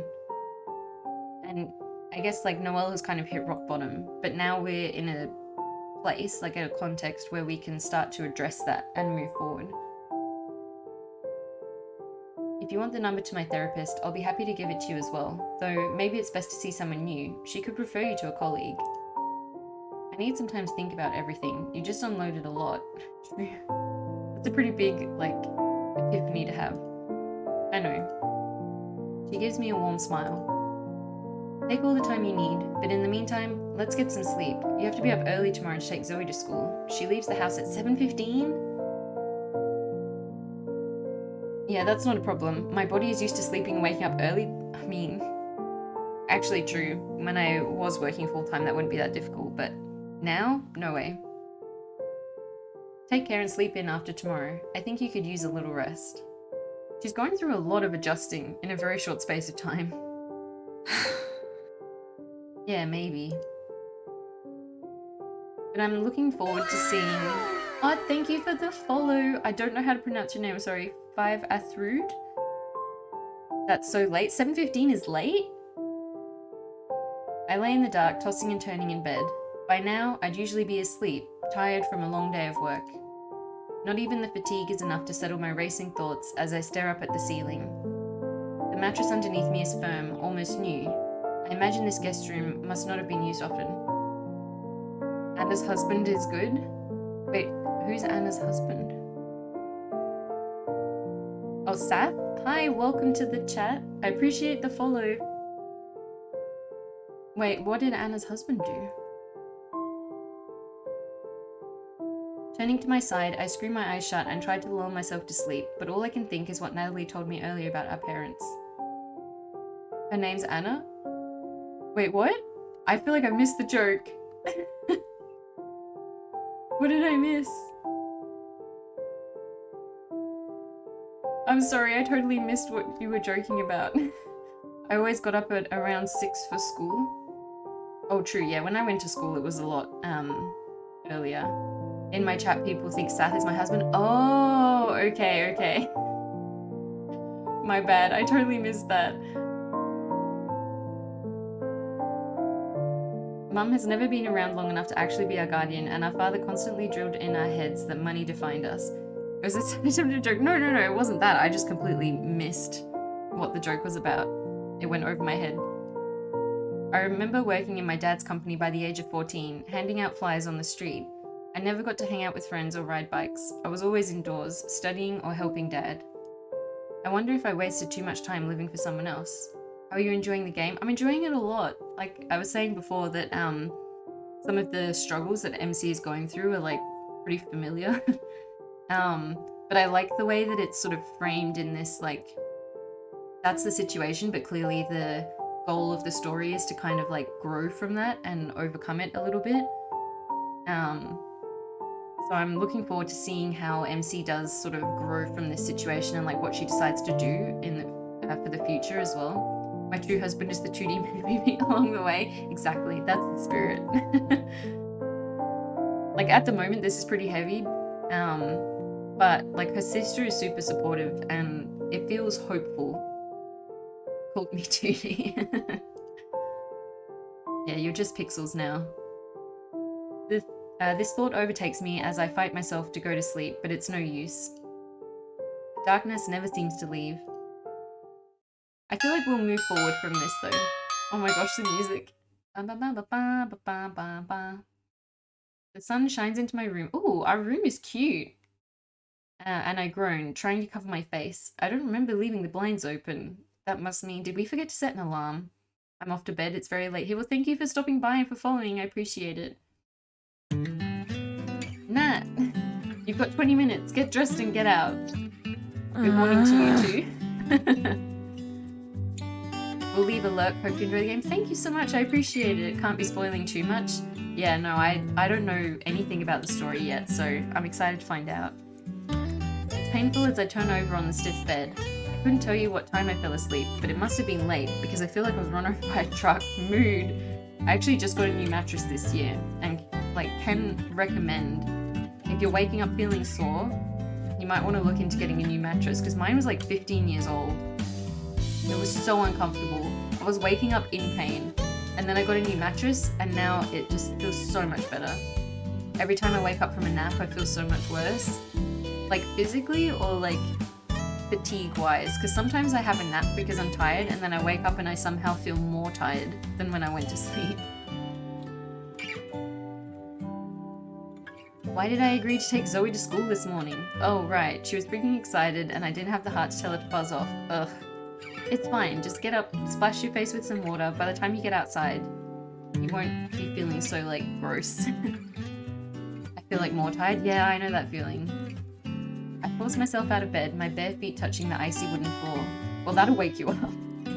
I take a good look at the room. It's void of any clutter. Every item looks like it's perfectly placed, almost as if the items are on display. So, Natalie has good aesthetic sense, clearly. There are some sports magazines laid out on the end table, paintings of various nature areas on the walls, and little glass statues in the cabinet across from the bed. I actually recognized some of the trinkets. These were all party favors we had gotten back in the day from communions, weddings, and birthdays. I haven't been to one of those parties in years. Natalie has found a nice little home for her memories. I feel a bit guilty that I tossed mine in the trash, but I haven't seen the family associated with these trinkets in years. It's okay, now you can just enjoy Natalie's. A good match with good pillows. Oh, yes. I wasn't necessarily just to not slowly die inside. Yeah, I do need to replace my pillows. That's the only thing. I still wake up with a bit of a sore neck. But my back and my hips, like I was getting sore joints all over the place. But the new mattress has made a huge difference. But yeah, I still need new pillows. I drag my feet to my suitcase on the floor. And because the other thing is, if you're not sleeping properly because your mattress is uncomfortable, it affects so many other things, not just like physical pain. It also means that you like wake up tired because you haven't slept properly. And I had no idea like how much of a difference that was making until I got a better mattress and I was actually sleeping well. I take out the first shot on top and frown. It's a pink peplum top. I'm really taking Zoe to school. Yeah, I don't think that's the best idea. I begin to toss clothing items to the floor one by one until I find something casual at the very bottom. Somehow, I don't think my business attire will fit in too well with Hawthorne. Dude, when I worked in an office, I used to wear like a pencil skirt with a blouse and like heels every day. And then when I quit, and like that sort of coincided with COVID as well, so I was spending most of my time at home, and I started wearing like comfy clothes every day. That was revolutionary. I can't even wear heels anymore because my feet hurt too much. Like I've gotten so unused to wearing them. But dude, the day she realizes that she can just wear comfy clothes every day and no one's gonna care, it's gonna like revolutionize her life. Like right now I'm wearing like tracky pants and a hoodie. So much better than heels and like tight clothes. When I walk into the kitchen, Zoe is standing with her hands on the strings of her backpack. There's a half-eaten plate of eggs on the table behind her. My stomach rumbles, but I know I took too long trying to find an outfit. I shoot a longing look at the table. Finally! You ready? I don't want to be late. Sorry. Needed to look my best to impress everyone at the school. You can't walk with someone who looks lame, can you? Nope, I cannot. Good point. I thought she was going to be like, you don't look lame, Auntie Noelle, but she's like, nope, good point. She holds her hands out to me, and I stare at it a moment before realizing what she's asking. She wants me to hold her hand. Aww. This is so wholesome. It's like bouncing between like heavy but like emotional and like this really like wholesome, nice slice of life stuff. All depends on how much of a dick your company is. That is true. That makes a big difference. The workplace culture. take Zoe's hand. It's small and warm. I'm reminded of myself when I was little. I hated going to school. Mum had to hold my hand as we walked to make sure I wouldn't run back home. Zoe seems much more content to go to school, despite what Natalie mentioned the night before. I got new pillows. Oh, I'm so jealous. Yeah, I need new pillows. I also think like sitting at a desk all day probably isn't the best for my neck either, but I think having good pillows makes a difference. It's really hard to believe that someone with as bright of a personality as Zoe is struggling. I give her hand a little squeeze and she grins up at me. The call centers want you wear full suits all day long. Yeah, oh no, I have worked in offices like that where everyone's in like full suits and stuff because my partner's a lawyer and I've done like admin work at law firms and stuff before. Come on, I'll show you the way. But I'm pretty sure that every job I've had in a law firm where everyone else is in suits, I've been like super underdressed because I don't tend to wear full-on suits or anything like that. Have a good day, Zoe. Mum loves you. Natalie blows a kiss to her daughter, who catches it in her left hand and places it on her cheek. This is too adorable. This is making me feel all mushy inside. Especially because we are like approaching Christmas and like I haven't visited my parents in like 6 weeks, I think. I didn't know you were like, no, I'm not a lawyer, my partner's a lawyer, but I've done legal assistant work before. Like I haven't seen my family in so long and I'm actually like really looking forward to going and seeing them for Christmas, especially because my grandparents are coming to visit from England. I haven't seen them in like 3 years, I think. So this is making me feel like really excited to go and visit my family for the holidays. When we walked out into the street, I'm hit with a rush of cold air. Zoe seems to revel in it, shutting her eyes and pointing her head up towards the sun. I'm a little nervous to be walking her to school, as I've never been good with kids. I'm the youngest child. I was always the one being watched over. I wish I could stay home all the time. Dude, same. I mean, I do now. Yeah, but you'll be able to get a good job once you finish school. I always feel bad giving her the same tired advice that my own father mentioned over and over again. We were valued by how much money we brought into the house. Maybe that's why Nala went and married the first rich guy who showed her any interest, or why Nee followed Mum's footsteps and left, or even why I decided to pursue a soul-shattering job I hated. The only one who seemed to leave that space in one piece was Natalie. Well, as close to one piece as a broken family can manage, I don't envy her for having to reconstruct the life that Tyson's death destroyed. Aww. Yeah, that's what Mum always says. I want to be a fashion designer and president. Hell yeah, Zoe. I hope she gets to do both of those things. Wow, a president who designs her own clothes? Never heard of that one. I like it. Right? But Sandy G is telling everyone that it's not possible to be whatever I want. Rude. She's incorrect. Follow your dreams, Zoe.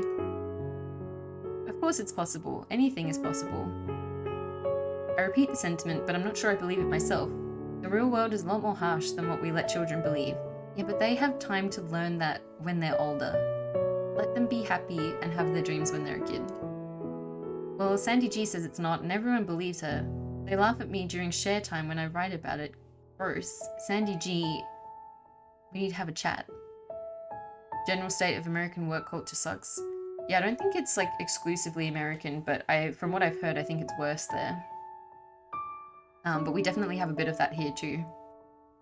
Especially because like some of the companies that I worked at were Australian businesses, but then they were bought by American-based like multinational businesses, if that makes sense. So the business then had to adopt the American workplace culture. My eyes snap to the girl. I notice her tone begins to falter. I can't believe she's being bullied. She's like the nicest kid ever. Mum says you're really successful. Well... She said that? Yeah, she told me you work for a big company like you always wanted to. I want to be like that one day. Ooh. This is a tough conversation. She stops walking and turns to face me. Maybe one day you can come and show Sandy G that my dreams aren't dumb. Hell yeah. Heaviness settles on my heart as I watch the girl praise me. The false image of myself that Natalie has told Zoe is what's giving her hope. The truth isn't anywhere close to what she truly thinks, but I'm not mean enough to shatter that for her. Exactly, like you don't have to be super honest, like She's just a kid. She has time to learn all of that stuff when she's older. Apparently the German workplace culture is amazing. I've never worked in Germany or for a German company, but I mean, that wouldn't surprise me. Sure, I can do that, but just so you know, fuck Sandy G. I mean, look, that's what I want to say, but also we have to remember that Sandy G is also a 9-year-old. So I'm not going to be like, I'm not going to say that about a child. I'm just going to say you can do whatever you put your mind to. I think we should focus on raising Zoe up rather than becoming like a counter bully to Sandy G, because her, like, the things she's saying are probably like a reflection of her own home life, you know?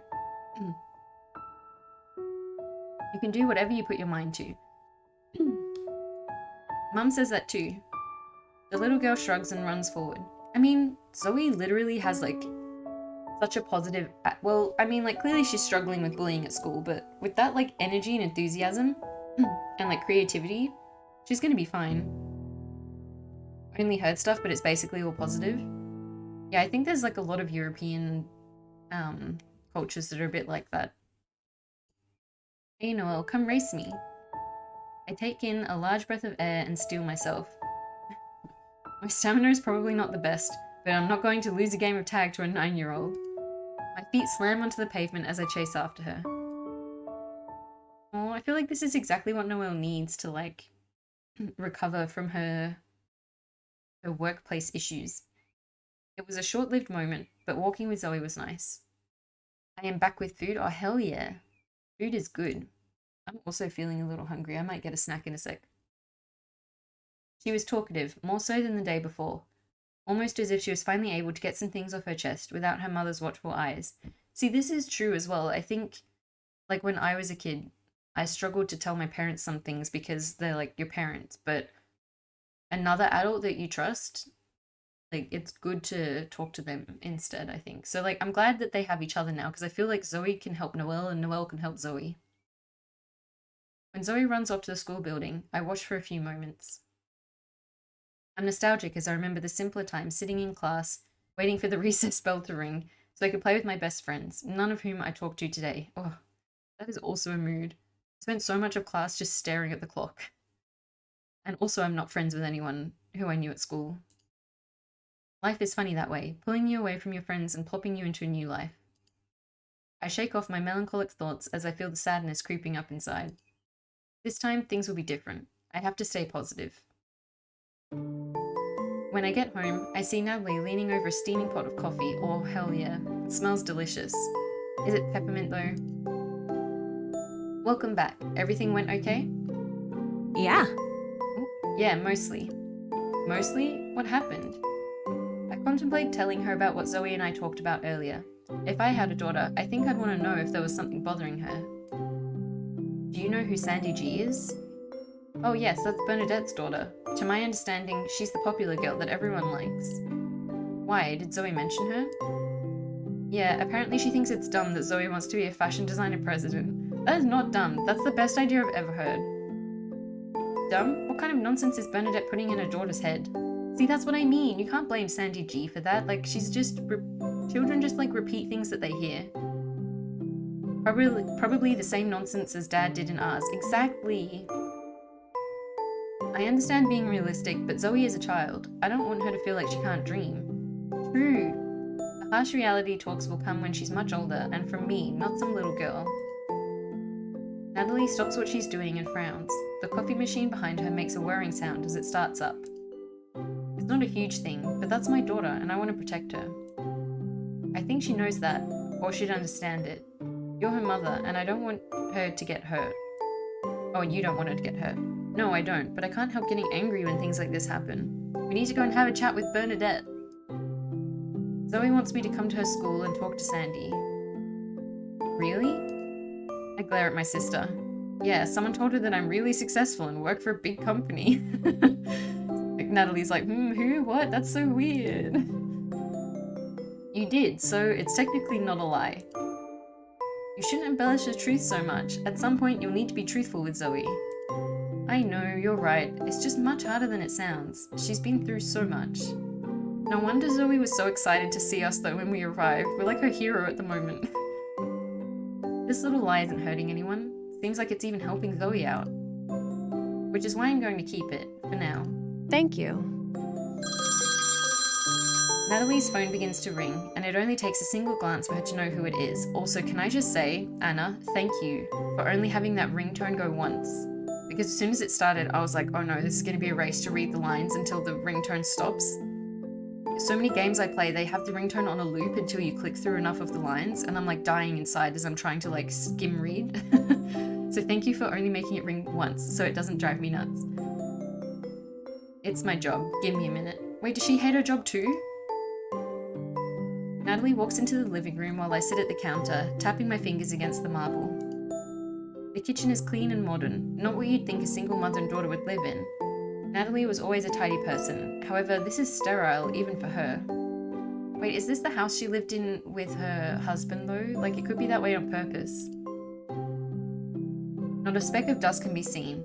No strewn about utensils or even mail on the table. This place doesn't look lived in. Oh, does she have like OCD maybe? Natalie was never this tidy. She must have decided to clean things up after having a child. I don't know how long I sit here contemplating this until the doorbell rings.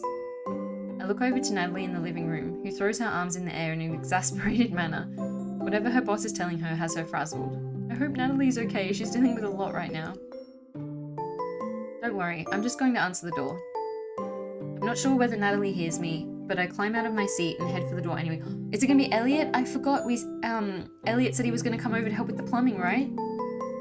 I try to stifle a yawn as I pull the front door open. It's too early for visitors. But not if they're Elliot, though. Good morning. Good morning, sleepyhead, or coffee bean, was it? No, we don't like coffee bean, apparently.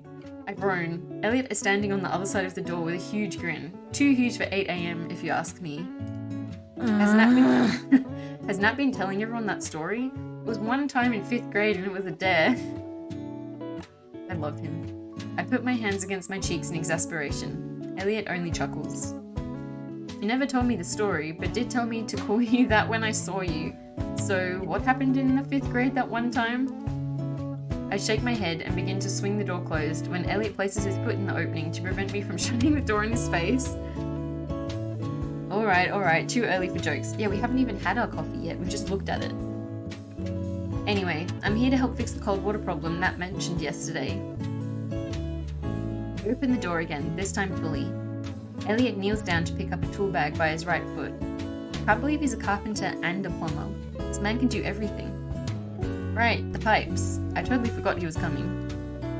You look awfully excited to be fixing someone's pipes at 8 AM? True. Is there a better time to be fixing the pipes? I shrug lightly, rolling my shoulders afterwards. I don't know, I figured you might want to sleep in. It's your day off, right? Sleeping is nice, but I thought that you might want to take a hot bath after your long trip here. Oh, he's so nice. So I wanted to come early. I actually thought you'd be the one sleeping in. I finally step to the side and let Elliot enter. It's getting a little chilly standing with the door wide open. Also, I forgot to mention before, but I love the text box as well, with the ribbon across it. It's such a cute way to design it. And thematic as well. Elliot walks into the house and takes his jacket off, placing it on the coat hanger by the door. Nat's in the living room. Wait, we get to see him without his jacket on. Look at those arms. I nod as Elliot makes the left turn and leads the two of us towards the living room. It's like he's been here a million times before, and according to Nat, he has. As a morning person, I can agree that doing stuff in the morning is much more pleasant than doing it later. I mean, I'm not a morning person really. I don't think I am, I don't know. I say that, but I started this stream at like 9:30 AM. Not like super early morning, but late morning is fine. So, why are you up so early? Zoe wanted me to walk her to school. I couldn't say no. The truth is that I haven't slept in for a long time. I'm not sure what I'd do with all that time wasted. Am I supposed to stay up late to compensate? 8 years of the grind has really gotten to me. That is also true though. I still get up at 6 to 6:30 AM usually. I'm not even up at 9:30 AM. Yeah, actually I say that, but I think maybe I am a morning person. Because because normally I go to bed at like 9 p.m. and then wake up at 6 a.m. And then, but I take like a couple of hours to like kick my brain into gear. Like, not functioning very well until like 8 a.m. Then like by 3 p.m. I'm super tired and I can't get much done after 3. Natalie catches up to us with a look of annoyance. Good morning, Elliot. You look pissed. Did I come too early? Haven't had your coffee yet? His sheesh face. Natalie rolls her eyes, but I can see her lips upturn into a small smile. It's kind of nice that he's like getting on well with our family. I like that. Of course not. You're welcome into my home at any time. She taps her front pocket where a slight outline of her phone can be seen. My boss called and needs me to come into work to cover someone's shift. It's considered overtime since it's before my usual hours, and it's only a few extra hours. No, not that kind of boss. She runs her hands through her hair. It's funny how she's trying to convince herself more than Elliot and I. Do you mind staying anyway, Elliot? Of course, it'll be an in-and-out job. I hope so. I could really use a hot shower. Elliot winks at me. That's why I said I'd come here early. He's too nice. Making my heart go squishy. Very considerate of you, Elle. And again, I love all of the cute nicknames. I don't know how rough it is to shower in cold water during the winter. It gets extra chilly here in Hawthorne. Your service is appreciated. Feign a salute, and Nat rolls her eye. Well, you two have a grand old time. Oh, and I'll pick up Zoe on my way home from work, Noel, so don't worry about that. If you want to stay, Elle, I'll make us some dinner. Yes, he should stay. We should all have dinner together. Well, at least you're paid for overtime. The bad ones just expect you to do it without any compensation. That is true, actually. Good point. I can't impose this time. Why not? Anna's really making us wait for the dinner date. It's never imposing. Despite Nat's reassuring words, Elliot looks at me with hinted doubt in his eyes. Wait, huh? Why is he looking at me with doubt? Does he think that that might be like too much for us because we're new and he's kind of a stranger? Natalie says her goodbyes and hurries off. Not a minute too long wasted. Alright, Noelle, like I said, it'll be an in-and-out job. Shouldn't take long at all. I know where everything is, so you can go about your day and pretend like I'm not here at all. But we have nothing to do. Like, we don't have a job, so like, what do we do with our day now? Yeah, right, Awkwardly, I raise my hand in a small wave. Good luck? I don't really know what to say, so I offer him a weak smile. It's early, so I'm going to excuse the lack of enthusiasm. Enthusiasm for what? For you to finally be able to shower with warm water. Oh. I mean, I am always sleepy. Just yawn at him? Or let me try again. I don't know, am I going to really try and be more perky?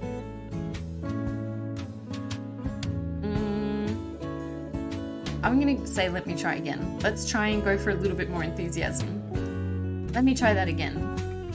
Place my hands above my head like I'm riding a roller coaster. I'm so excited that you're fixing the hot water. Elliot seems less than pleased with my forced outburst and lets out a sigh. No! Alright, sarcasm wasn't necessary. I was just trying to brighten the mood a bit. Oh man, did I pick the wrong choice? I only roll my eyes. Yeah, well, it's the crack of dawn. Okay, no more wasting time. I need to get to work. I feel like that was the wrong choice. Oh, wait, can I go back? Oh, I can't go back. Wait, should we try a different one? You did? Yeah. Alright, let's try... Do I just yawn? That feels rude. Maybe I'll say, but I'm always sleepy. I'll try this one. I groan and lean into the kitchen counter with my head in my hands. See, that's where you're wrong. I'm always sleepy, not just in the morning. There's always a lack of enthusiasm then? That's right, I'm always unenthusiastic. I dab in response and Elliot tilts his head to the side. What in the world are you doing? It's called a dab. I think all the kids are doing it. Well, I mean, this is very weird and awkward, but he doesn't seem like obviously unimpressed like last time. You think? Yeah, I'm not exactly a kid, you know. That must make me a grandpa. Oh god. Oh, a handsome grandpa, don't worry. Okay, this one feels like a better option than the last one. Really? I'll take... He's blushing! I'll take your word for it. Old queen. Okay, this feels like the correct choice. His warm chuckle fills the room. Okay, no more wasting time. I need to get to work. Alright, I'll be around. Elliot thanks me and heads off to the other room to fix the broken pipe. It's sort of strange having him here, like when I'd have to call my internet service provider to come and check my connection. They'd work while I'd awkwardly stand by in the other room. I think Zoe's like a princess too. That's cute. Then we're like Queen Bean and she's like Princess Bean. I should kill some time. Maybe I can check my laptop and see if I've gotten any emails or messages on social media. This feels like a really bad way to spend your first day off in like forever. I did tell Dad I was leaving the city, but I did it over a message on BookBook. BookBook. The famous social media site BookBook. The website my mother made us all join so she could share her travel pictures. Perhaps he responded? The idea makes me nervous, but I had to let him know that from now on, everything is going to be on my terms. Oh dear. Is this going to be bad? I head upstairs to the guest bedroom where I can get some privacy from the man working downstairs. I sit on my bed with my laptop open. It's fairly ancient, making a humming sound as it starts up. I was saving up to get a new one, but that plan never panned out. When the screen finally loads, I enter the Wi-Fi information that Natalie gave me the night before. The network is quick to connect, but the BookBook site takes ages to load up. My anxiety rises as I wait for something, anything to happen. Bling. I'm bombarded by not one, but several notifications, in like a good way, or... I tried to click on them, but the amount of things happening on the screen has caused my laptop to stop responding. No! I let out a groan and leaned back on my bed. I was never this popular back in the city. Why now? After a few moments, I check my laptop again, and I'm able to move the mouse to hover over the notifications menu. My stomach drops. 47 missed calls and messages from my father? Oh no. Oh boy. I gulp. I should have expected it. It's not like I had tons of people lining up to be my friend. Wait, they're all from her dad? He's probably gonna be so mad. I'm not ready for that conversation. I hung out with the people I worked with, but once I got fired, they ceased all contact. Besides, why would anyone use BookBook? I curl up onto my bed, clutching a pillow to my chest. I know I should call my father back, at the very least to assure him not to worry. However, the idea of him scrutinizing my employment situation is a worse fate than I'd wish on anyone at the moment. Dad doesn't sound pleasant, no, but I'm interested to see how that develops. Like, is he going to stay a negative figure in her life, or is that something that's also going to be kind of addressed and like maybe not resolved, but like maybe they can sort of repair their relationship a bit? I don't know. We'll see if Dad changes his ways. I hear a banging noise coming from the stairway. Probably Elliot working on the pipes. Elliot can work on my pipes if you know what I'm saying. It helps to drown out some of my anxieties, though the reprieve is short-lived as my laptop dings again. No, Dad, go away. Ay. A notification pops up, letting me know my father has written on my BookBook wall. I'm not ready for this. I can see you're online. Answer. Yeah, not feeling super hopeful about this conversation based on that. Dude, like, if she's already been fired, she's probably not in, like, a great state of mind. If his reaction is to, like, I don't know, yell at her and, like, scold her, or, like, give her a lecture or whatever, when she's clearly already going through a rough time, like, that's not great. I don't know. I don't vibe with that. When a video call invitation pops up, I can feel the bile rising in my throat. However, this feeling won't go away until I face it head on, so there's only one thing to do. Every time she comes up on the screen, I'm like, man, she's so pretty. I sit up on the bed and straighten out my hair and sweater before clicking the green button to answer the call. At first, I only see a name, but then the video fizzles in. I'm not ready for this. A zoomed-in image of my father shows up. It's a little shaky, but after a moment the image sharpens. Noel! Oh no. His voice is booming, causing me to jolt. I clear my throat, hoping he doesn't notice. Dad, it's good to hear from you again. Good to hear from me? Huh, I should be calling you under different circumstances. No. Listen, I know you got my message. I'm here in Hawthorne, safe and sound with Natalie. Oh, I didn't just get your message. I got Cartiff's message too. Wait, who's Cartiff? Cartiff? My old boss? Why would he try and contact my father? Even though my father got me a job at the company, I was under the impression the relationship was simply that of business owners in the same field of work. I didn't realize they talked outside of that realm. I didn't raise you to be so irresponsible! Oh no. What the hell's the matter with you? Did you think what you did wouldn't get back to me? I mean, look, I can see why he would be a little bit annoyed if they do have, like, more of a personal relationship because her actions would then reflect back on him, but still, like I said, she's clearly going through a rough time. And his response is to be angry instead of comforting or supportive. He's prioritizing his business relationship over his relationship with his daughter. I expect it from someone like Neve, but not you. You were the good kid. Oof. Yeah, he's really giving me dysfunctional dad vibes. Dad, please listen to me for a minute. I wasn't trying to get fired. You leaked company information online. What the hell did you think was going to happen? You're lucky you aren't being sued. And you know why? Because I had to beg Cartiff to do me a favor. Okay, look, that's not a great move, but she said she didn't regret it, so I'm assuming she has a good reason. It wasn't anything but last year's sales figures, Dad. That should be public information anyway. Cartiff wanted to hide that. You can't lie to your consumer base about how well a product is doing, and then filter out any criticism of the products. But it's clear that my father isn't listening to a word that I'm saying. Yikes. Before I was fired, I submitted the year's sales figures to our marketing department. It was the first year that I worked on the data myself, rather than assisting one of the senior employees. If your parents are this toxic, it's not a bad thing to cut them out of your lives. Yeah, exactly. That's how I'm feeling at the moment too. Like, maybe we just don't have much to do with Dad anymore. The marketing department was supposed to take the information and use it to help tailor future campaigns. However, my immediate supervisor told me that we're supposed to embellish the numbers in our reports so that we don't lose any of our advertisers and future revenue. Oof. That's dodgy. At first, it was an honest mistake, but I refused to change the numbers, and that was when I was fired for not having my ideals line up with the company policy. Yeah, that's rough, buddy. My father is blowing everything out of proportion. I'm pretty sure I can't even get sued for what I did.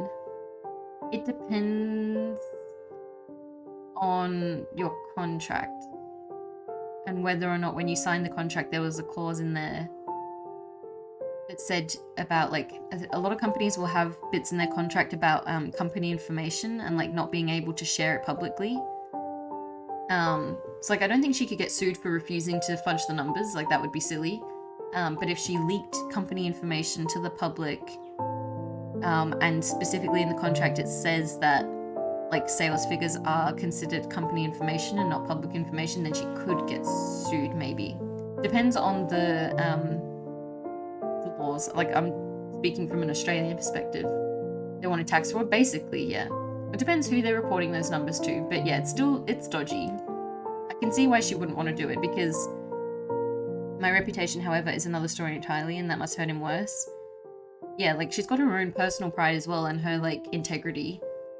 Like, if later on the company gets found out for, like, fudging numbers, then, like, that could impact her career, right? Because then she gets a reputation for doing that kind of thing. So I can see why she refused. As far as I knew, I was only ever a small cog in Cartiff's conglomerate machine. He's probably already easily replaced me. You don't understand anything, Noelle. You're just like your mother. You think the rules don't apply to you. You could just do whatever the hell you want. Well, you're blacklisted now from working for any company like Cartiff's. So stupid. Good. We don't want to work for any company like that anyway. Yeah, I don't want to work in business anymore anyway. Good. You tell him. Then what's the plan now? You wasted 4 years on a business degree to go mooch off your sister? Rude. You've got to give yourself time to work it out. Like, when I quit my job, I was like, okay, I want to be a writer. But like, actually, I didn't even come to that conclusion to start with. I was just like, I want to do something else. And then it took me months to figure out what I wanted to do. And then even when I landed on writing as an idea, it took me several more months to work out what that would actually look like and what I needed to do to get there. Like, it took me a good year, I think, after I quit the job to like actually work out a new plan and like start working towards it. They'd probably pin it on her if it got out and she fudged the number. Exactly, like low-level employees are much more likely to get in trouble for that kind of thing. Because the higher-ups can be like, oh, well, we didn't know. We didn't tell her to fudge the numbers. I can feel the tears stinging my eyes as the man continues to berate me. Surely deep down, oh no, surely deep down there must be a reason for his actions. Oh man. Yeah, she's still like trying to see the best in him because he's a dad, but he seems like a lost cause to me. Oh, she's actually crying? Wait, and she's crying and his response is to be even more mean? Nah, dad sucks. I say we ditch him. Cut the bitch off. Exactly. We end the call. We don't talk to him ever again. We block him. Like, you don't need this kind of energy in your life. Ooh, okay, I get to choose. Wait, thank you. Nah, I'm not even gonna try. I honestly think... I don't think he's the kind of person, like, he's so far gone down that path and, like, so settled in his ways. I don't think he's the kind of person who's likely to come around or change his mind. Like, even if we try, he'll just be like, no, you're the stupid one. You're wrong. I'm older than you and smarter than you or whatever. I know what's best, so I think we just hang up. By now, I've heard enough. Yeah, there's no getting through to this stubborn man. He always has to be right. I don't think we should bother putting in the emotional effort. Part of me wonders if my mother decided to travel the world to avoid the harsh expectations my father placed on the family. The call ends with a click, and I sign out of BookBook before the man can call me back. You don't need that energy in your life, just end the call and don't respond. I slam the laptop shut and fall backwards onto my bed, letting the tears fall from my eyes. Because the thing is, if he's treating her like that, stick his ass in a retirement home, right? Like, if he's treating her like that, it's because he cares more about, like, the family's image than her actual well-being. So, like I said, don't need that energy. Goodbye. There's no need to, like, care about him if he doesn't care about you.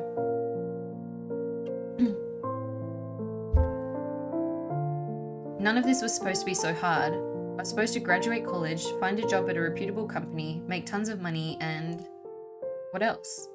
Where does my personal life fall into that? Was I supposed to be content with not making any real friends or falling in love and having a family like my older sister?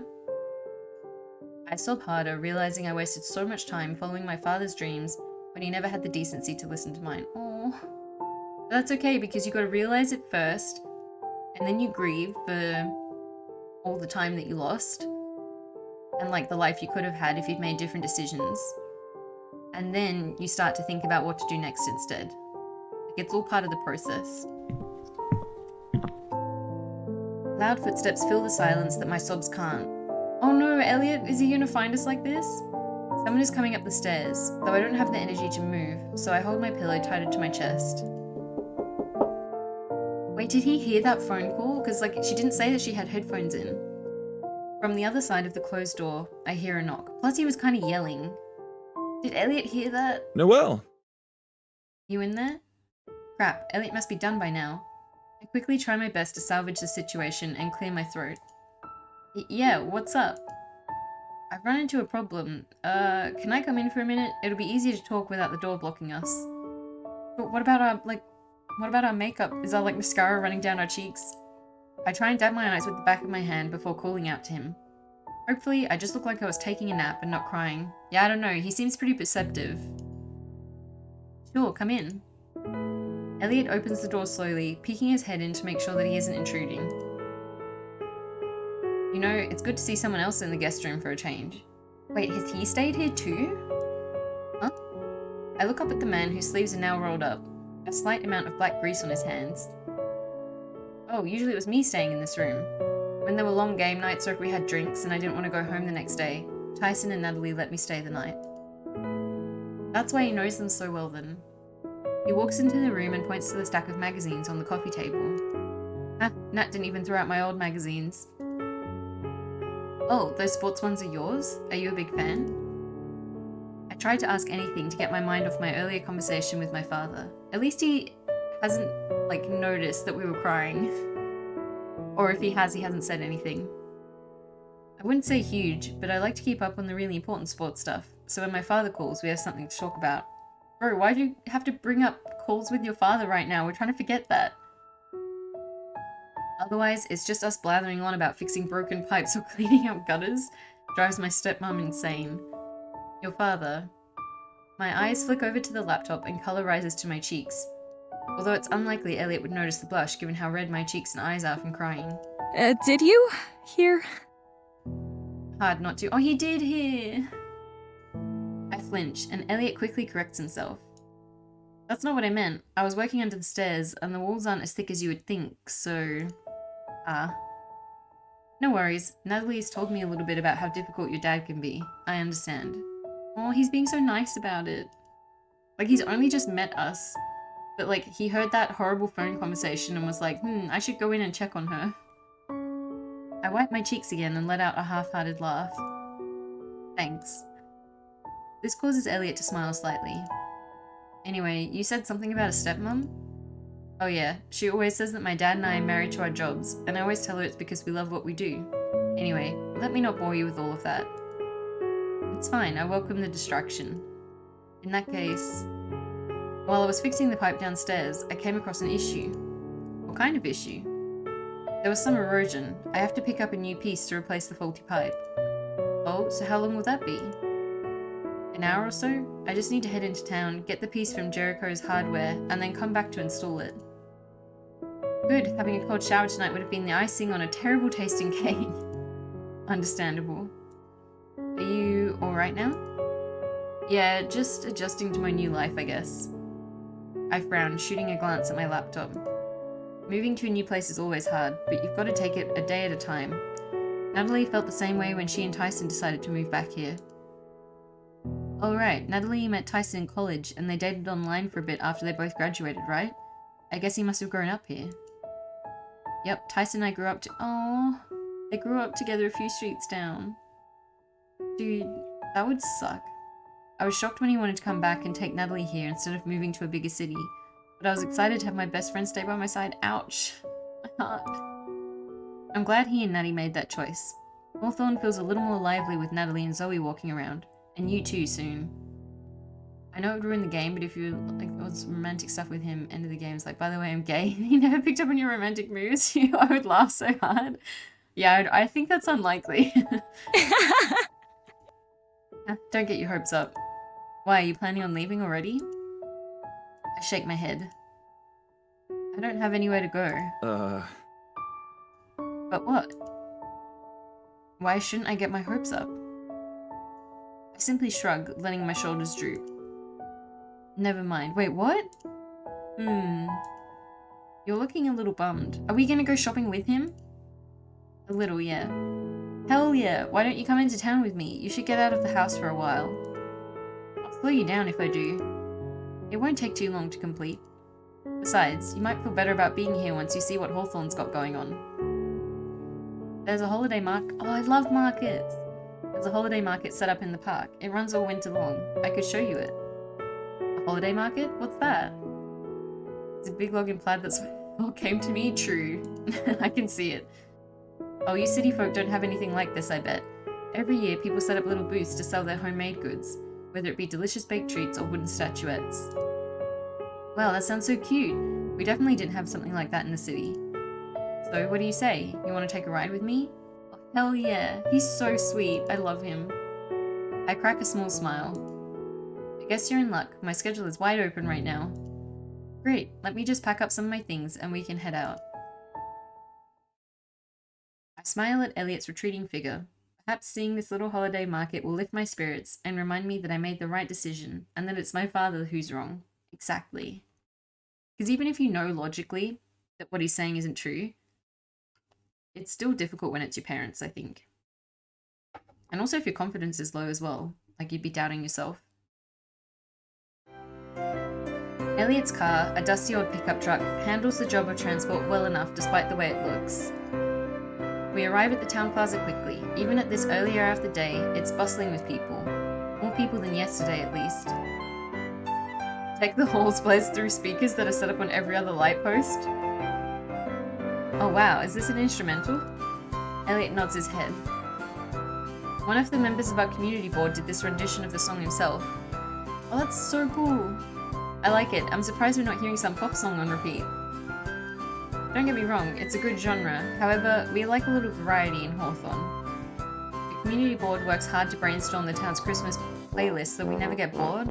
That's amazing. That's such a good idea. So are you like on the community board since you know so much? I was last year, but this year I'm making the sets for the school play, so I decided to focus my energy on that. Oh, Zoe is really excited about that. She's the ghost of Christmas past. Fitting role for her. You think so? Oh yeah, Zoe loves to look back on what things used to be like when her father was around.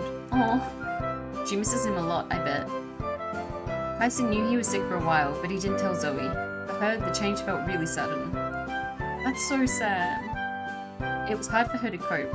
I'm a 28-year-old man, and I was having a hard time dealing with it, even knowing Tyson was sick.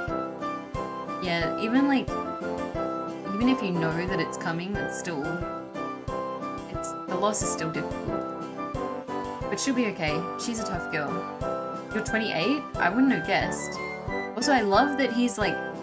He's not like super mature, like super old. He's not in his 30s or anything. But still, like late 20s, that's a good age.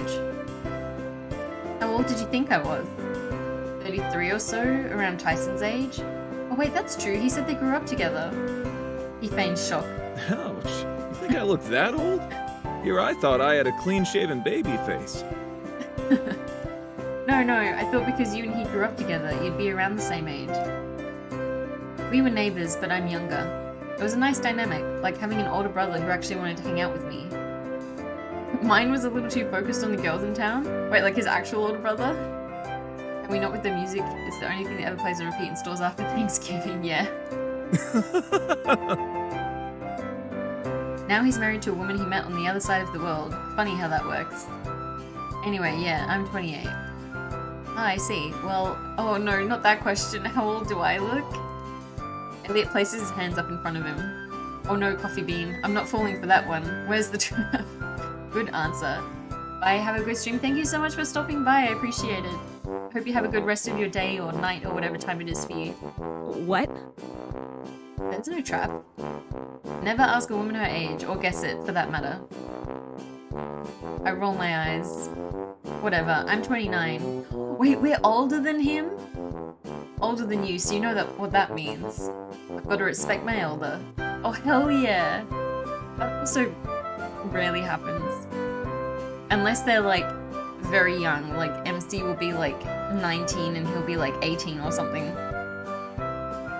I shoot him a tiny finger gun, like I used to do when my older brother Neve would guess something correctly. I stop to look down at my hands, the movement feeling natural to me, but looking strange. I haven't done something like that in years. It's because you're reconnecting with your family, you're remembering who you are. The answer is always that they look like they're in college or high school. Sorry. That must have been weird. Nah, I bet he thinks it's cute. Elliot shakes his head. Natty does the same thing sometimes. She teach it to you? Yeah, she used to do it all the time when she was little because I think she saw some cartoon bunny do it. That's amazing. Anyway, I copied her because I thought she was so cool, but don't tell her that. My lips are sealed. Then I got older and realized I couldn't use a finger gun on my boss. Man, worst workplace ever. I bet there are good workplaces out there where you can finger gun your boss and they just think it's cool. Yeah, exactly, you could if your boss was cool. How do I get one of those? I'm sure you have an easier time finding one in Hawthorne. Right, he must have overheard that part of the conversation as well. I'm already feeling better about my earlier conversation with my dad. Elliot has a warm personality that makes me feel welcomed and not at all like a stranger in this town. I was just thinking that. He's so friendly and nice. Like, moving somewhere new is so scary. And Natalie has a lot on her plate, so like, aside from the whole romance thing, like, meeting someone like that who can like show you around and is like willing to take you under their wing, that's like the best thing that can happen to you when you move somewhere new. The hardware store is just over this way. Especially because I'm so shy and introverted, like I have to be adopted by an extrovert, otherwise I don't socialize with people. We'll pick up the piece since it's on the way to the park, and then we'll take a quick peek. Sound good? Sounds great. This is a cute first date, even though I know it's like not officially a date. Elliot and I walk into a large park not too far from the plaza. It's unsurprisingly festive, a fully decorated Christmas tree set up right in the middle of the area. With guys who just say they look like they're in shape. Yeah, I don't think I've had that many, like, conversations like that, to be honest. I don't know what I would say. I'd probably just panic and say nothing. Elliot points it out as soon as we enter the park, noting my stare. Or I'd just say, like, I don't know. The kids in Hawthorne Elementary decorated the ornaments for the trees this year. Oh, really? Getting a closer look at them, I noticed they were all made from sturdy wood and crafted into the shape of different holiday items. Some of the ornaments have names engraved into them. This is so cute, and I love the music in the background. I made one for each kid in the school. Oh, I keep forgetting that he's like the only carpenter in town, so like everything wooden must be Elliot. And then had some extras for staff and whoever else. You carved those ornaments for each and every single student with their names on it? Yeah, I felt like it'd be a nice surprise for them. Dude, can this guy get any nicer? Like...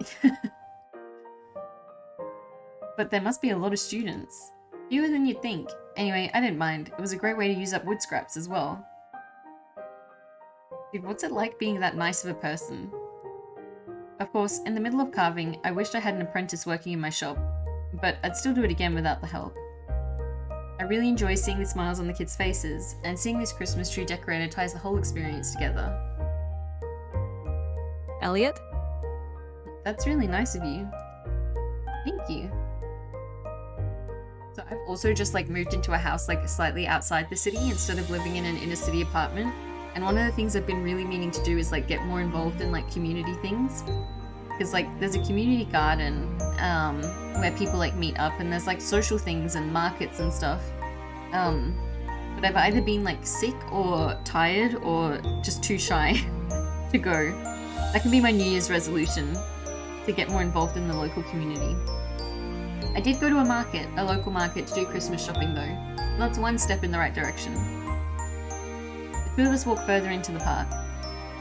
There are different stalls set up, each one displaying their own Christmas merchandise. There's even an ornate throne set up near the Christmas tree, with a man dressed as Santa Claus sitting on it. For a second then I was like, why is there a throne? But yeah, that makes sense. For Santa. I know people set up for Christmas rather early, but it's only the second day this is the second day of December and it's already this Christmassy? Santa and all of his reindeer are here. Are people already taking holiday pictures? It's never too early to get into the holiday spirit. At least it's not November. People like hearing that people see them see them better than they feel. Yeah, that's true. No, Noelle, don't tell me. I look at Elliot, who has his hands on his hips. I see his brows furrowed slightly. And I'm not sure what to make of it. What? You're one of them. Wait, one of who? Oh, wait, exactly, one of who? A Christmas capitalist? What does that mean? A what? I begin my thought, but Elliot is already shaking his head. I feel like I've done something wrong, I just don't know what. Christmas capitalists are people who think the holiday is only for buying and selling gifts. A big ploy for the government and businesses to make money? Wait, I think I might be a Christmas capitalist. Isn't that what it is? Well, I mean, like, obviously there's other things to Christmas, but like, can't deny that there's a lot of businesses trying to capitalize, for lack of a better word, on Christmas. I've also seen mall Santas in early November. There is no God. No. I mean, I don't think all of Christmas is like that. It's obviously a real holiday with a lot of sentimental meaning behind it. However, this is me. Am I a Christmas capitalist? Don't finish that statement. Your name is literally Noah. He's not wrong either, though. My mother is part French, alright? Elliot looks flabbergasted, as if he's about to fall over in his spot. Alright, Elliot, teach me the meaning of Christmas. Besides buying gifts and opening them, what do you normally do during the holiday season, Noel? I mean, I go and visit my family. Oh wait, this is literally me. I sometimes watch Christmas movies and TV specials. That's it? No baking gingerbread or setting up a tree in your home? Oh no. I mean, I don't bake really at all.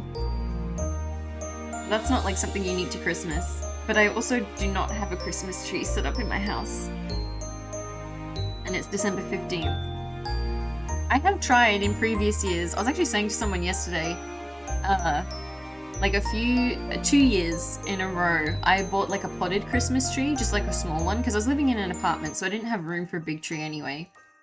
And my idea was that I would like keep it in the pot and grow it, and then I could use the same tree every year. But the problem is that I forgot to water it, and then it died. And so then the next year I was like, okay, well I'll buy a tree again, and I'll try the same thing, and this time I won't forget to water it.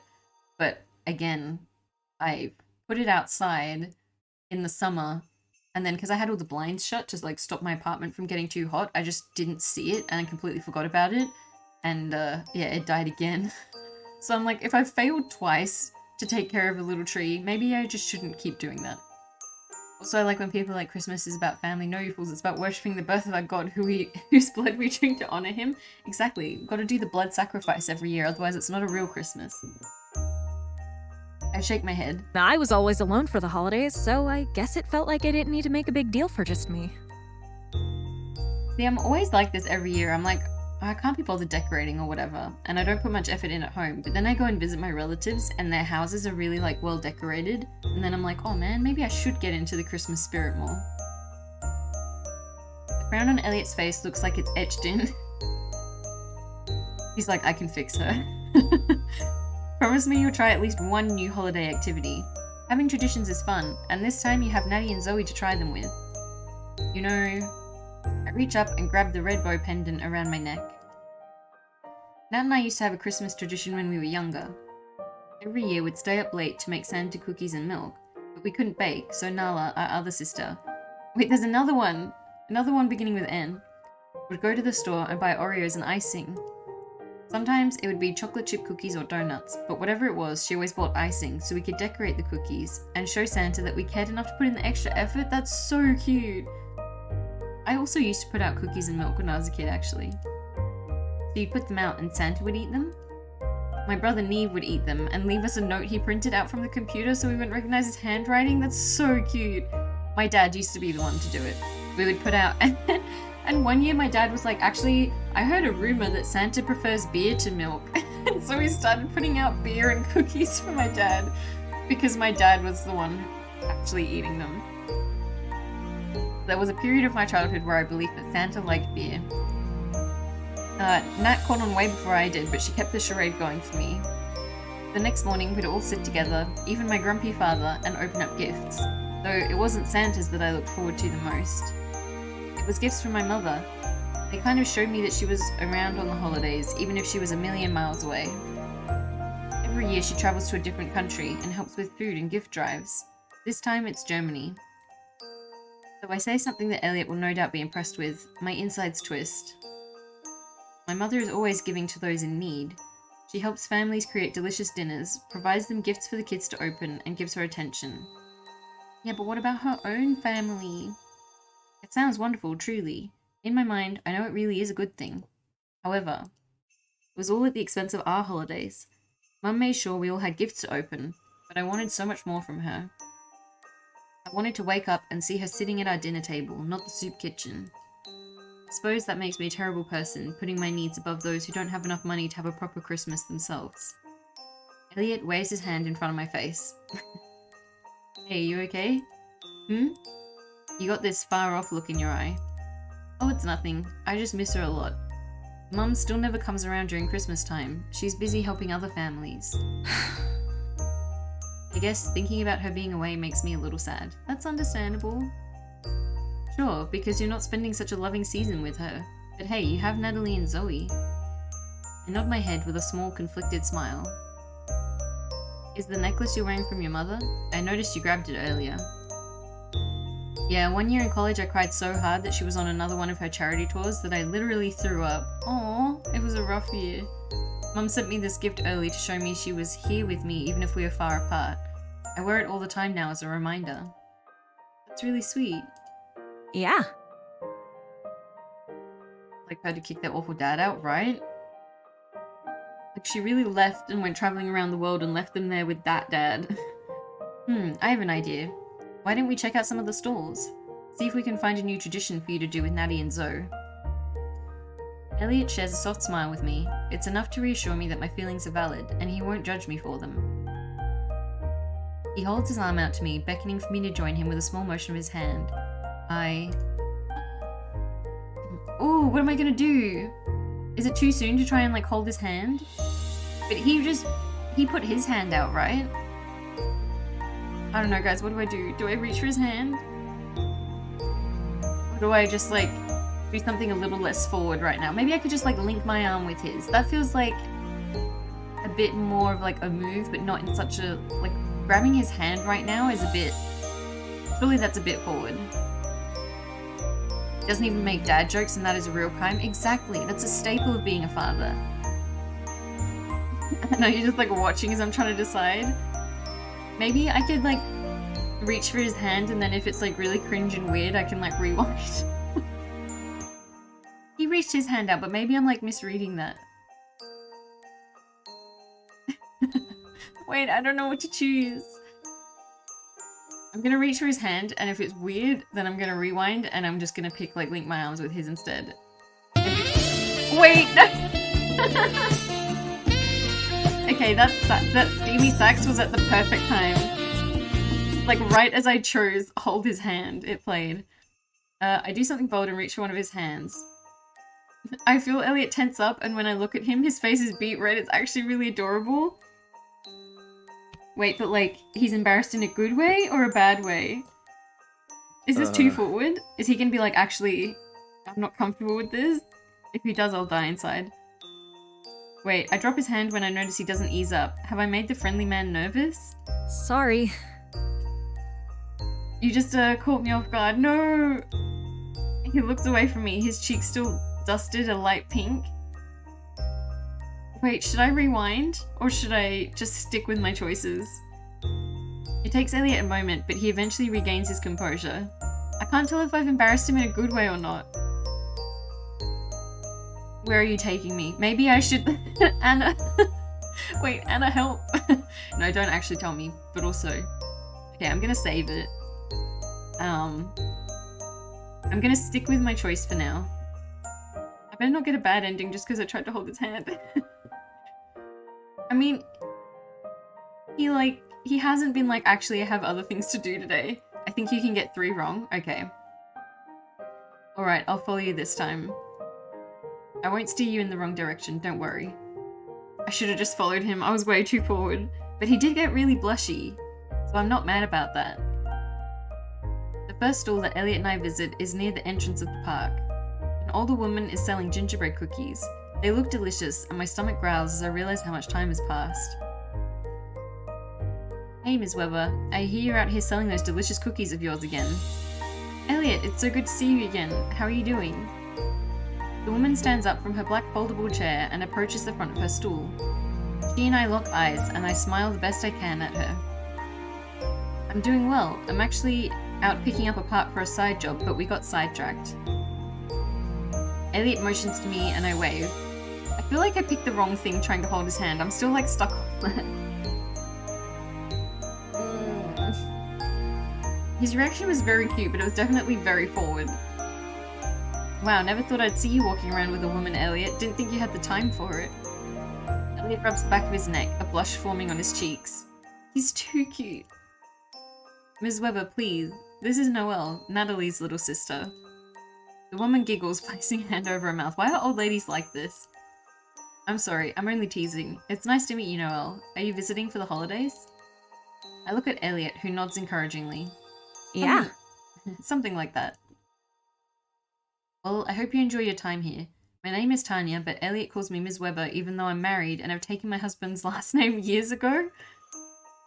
I guess I'm always going to be his high school science teacher. Oh, that's why. I was about to say, like, what? Why? Always. Wow, so the Hawthorne community really is tightly knit. I thought maybe Elliot was exaggerating. She's a city girl, Ms. W. Elliot motions to me with his head, and I roll my eyes. The city is like a party you've been looking forward to all year, and Hawthorne is the warm cup of tea you drink after all the festivities are over. That's such a cute way of saying it. I love that. Never thought you'd see you walking around with a woman, always thought men were your speed. That's clearly what she really meant. That's an interesting way of looking at it. I guess Hawthorne is refreshing after the bustle of the city. Here, Noelle, take this home for you and the girls. Ms. Weber is so nice. Tanya reaches behind the counter and hands me a box with 4 gingerbread cookies, each wearing a different outfit. Man, now I want gingerbread cookies. Oh, it's like a little family. Thank you so much. Can we get one of your kits too? Wait, he wants to make gingerbread cookies as like one of these new traditions that we can try out? That one is on me. Elliot takes out his brown leather wallet from the front of his jean pockets. It's rather worn out, so I'm unable to make out the design on front. Of course, what flavor? Classic gingerbread? Yeah. Oh hell yeah, I want a gingerbread cookie making date. It doesn't even have to be a date. It could be with Natalie and Zoe as well, I don't care. It just sounds so wholesome. Maybe I should like look into making some cakes or cookies or something. This game is inspiring me to be more festive.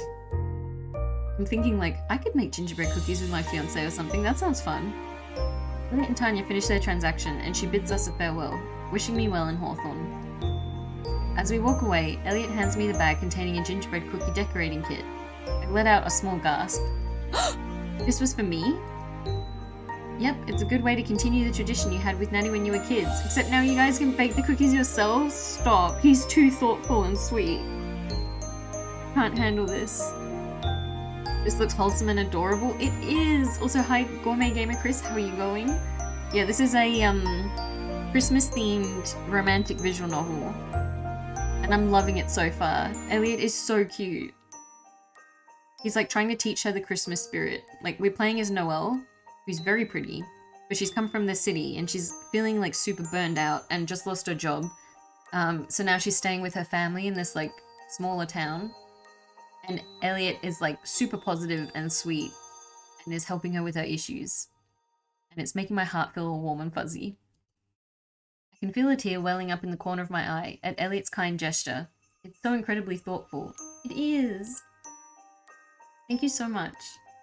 Of course, your family now. Stop. That's too sweet. I can't handle this. I am? Natty's adopted me into her little family. I hope you don't mind sharing. So are you playing Hallmark Christmas Movie the game? Yeah, basically. I think Anna said... So Anna's in chat. She's X Plays Games. She's the one who actually made this game. And yeah, she said it was inspired by Hallmark Christmas movies. I haven't seen my sister in so long. It honestly feels like the other way around. That's so cool. It is! I know. I can't believe that I'm like friends with someone who makes video games. So cool. I don't think Natty sees it that way. She's been so excited to have you come back. She's talked about it for weeks. So nice. Wait, really? I thought I might have been an inconvenience to her because I needed a place to stay so last minute. You both need each other, I reckon. True, I was thinking that like everyone's kind of helping each other with their issues. This is so wholesome. I think. Reckon? He clears his throat. Nothing, never mind. Let's keep moving, Coffee Bean. I love that he keeps calling her that even though she said she doesn't like the nickname. Really? It's just something my mother used to say a lot when she was still alive. Back when I lived in the countryside. It slipped sometimes. Oh, so you're a country boy then? I totally got that vibe from him. It's the flannel shirt and the way he's like friends with everybody. I reckon I am. He winks as he exaggerates his tone of voice. Country boy. Wait, now we have a cute nickname for him. He shoots me a playful glare before walking forward for me to follow him. I'm not going to try and hold his hand again. The two of us spend a few hours perusing all of the holiday goods. A warm feeling fills my stomach thinking about how, for the first time in 6 years, I won't be celebrating Christmas alone. Stop, this is so nice. I still feel like I'm missing a part of myself as I lament that my mother can't be around to enjoy this with me. Elliot, however, is not a bad substitute. Wait, does she call him like her substitute mum? Is he gonna be mummy instead of daddy? He's fun and I like him, but I don't really like Hallmark movies a lot of the time. That's fair. I honestly don't think I've seen that many Hallmark movies, so this is all very new to me, but I'm like enjoying it a lot, actually.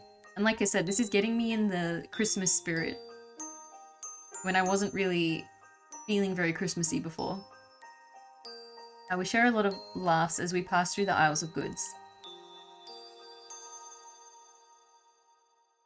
Eventually, Elliot and I stop walking, having seen almost all the booths, all but one in the back with a long line forming.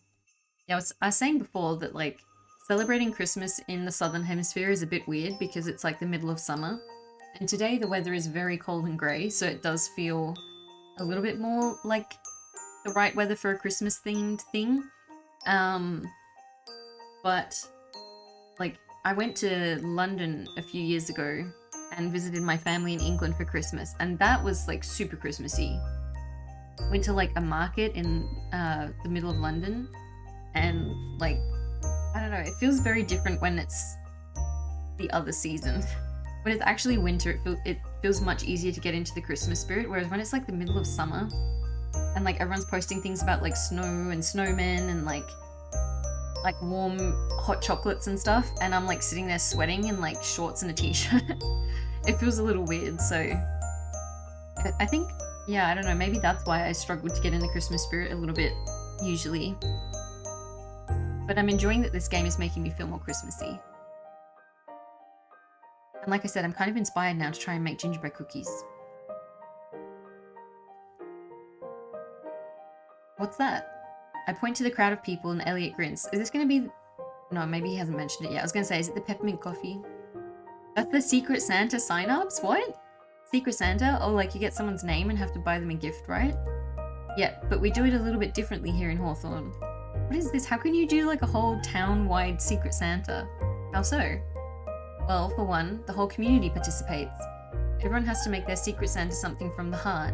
This way, money isn't standing in the way of exchanging gifts. That's such a good idea, but like, what if you don't know the person? That's so cute. You didn't even hear the best part. One person each year will receive some mistletoe along with their gift. Oh, here we go. Okay. If that happens, it means you'll get good luck in the new year. Yeah, and we all know what mistletoe also means. Wait, wow, how many people are in Hawthorne? About 150 people participate. Dude, that's huge. That's not much at all, actually. Yeah, but for a Secret Santa, I've only done, like, Secret Santas of about 20 people. Yeah, city girl. Hey! I hit his arm playfully, and he feigns being bruised. You've got a good arm, Noel. I love their, like, dynamic, though, with, like, the banter. Thanks. It's from lifting stacks of paper all day long. I'll have to try that in my next workout. See, they, like, riff off each other so well. He rubs the spot I punched him, and then motions to the line with his head. Let's sign you up. No way, I can't. Why not?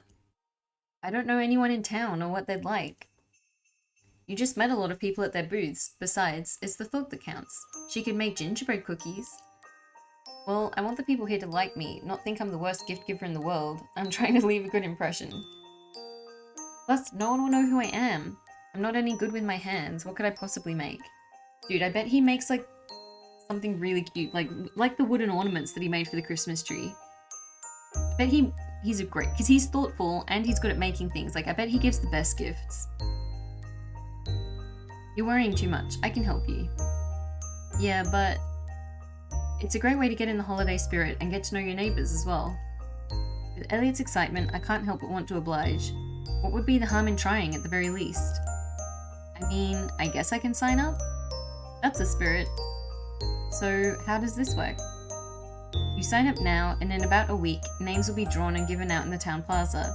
It's a whole ceremony with all the info you need. This does sound fun, actually. A ceremony? I wish I was kidding. Wait, what? What is the ceremony? I need to see this. Though I groan outwardly, I'm feeling quite the opposite on the inside. Excitement fills me as I think about all the different holiday events I can participate in that I wouldn't have been able to back in the city. I spend a few more hours with Elliot before the two of us decide to head back home and fix the hot water. True, we still gotta get that fixed. Once we've got the part, it doesn't take Elliot long to fix the pipe in Natalie's home. However, because we spent a good part of the day walking around the park, it's pretty late in the evening when the job is complete. A little wooden statue of him holding out a heart to you, dude, that would be so cute. Elliot decides to stay over for dinner. mostly due to Natalie's insistence. Oh hell yeah, he is staying for dinner? I thought the game was gonna be like, no, it's too soon for that, because he looked a bit dubious about it, but I'm excited for a cute family dinner. He sits next to Zoe and across from me. A warm pizza pie sits in the center of the table. Dude, I want pizza so badly. I actually think I had pizza for dinner last night and I have some left over today. That's gonna be my lunch. Dude, look at this cute family. I'm here for this. They're adorable. Who gets the first slice? Oh wait, what is a pizza pie? I need to look this up. I don't think I've heard of a pizza pie before. Pizza pie.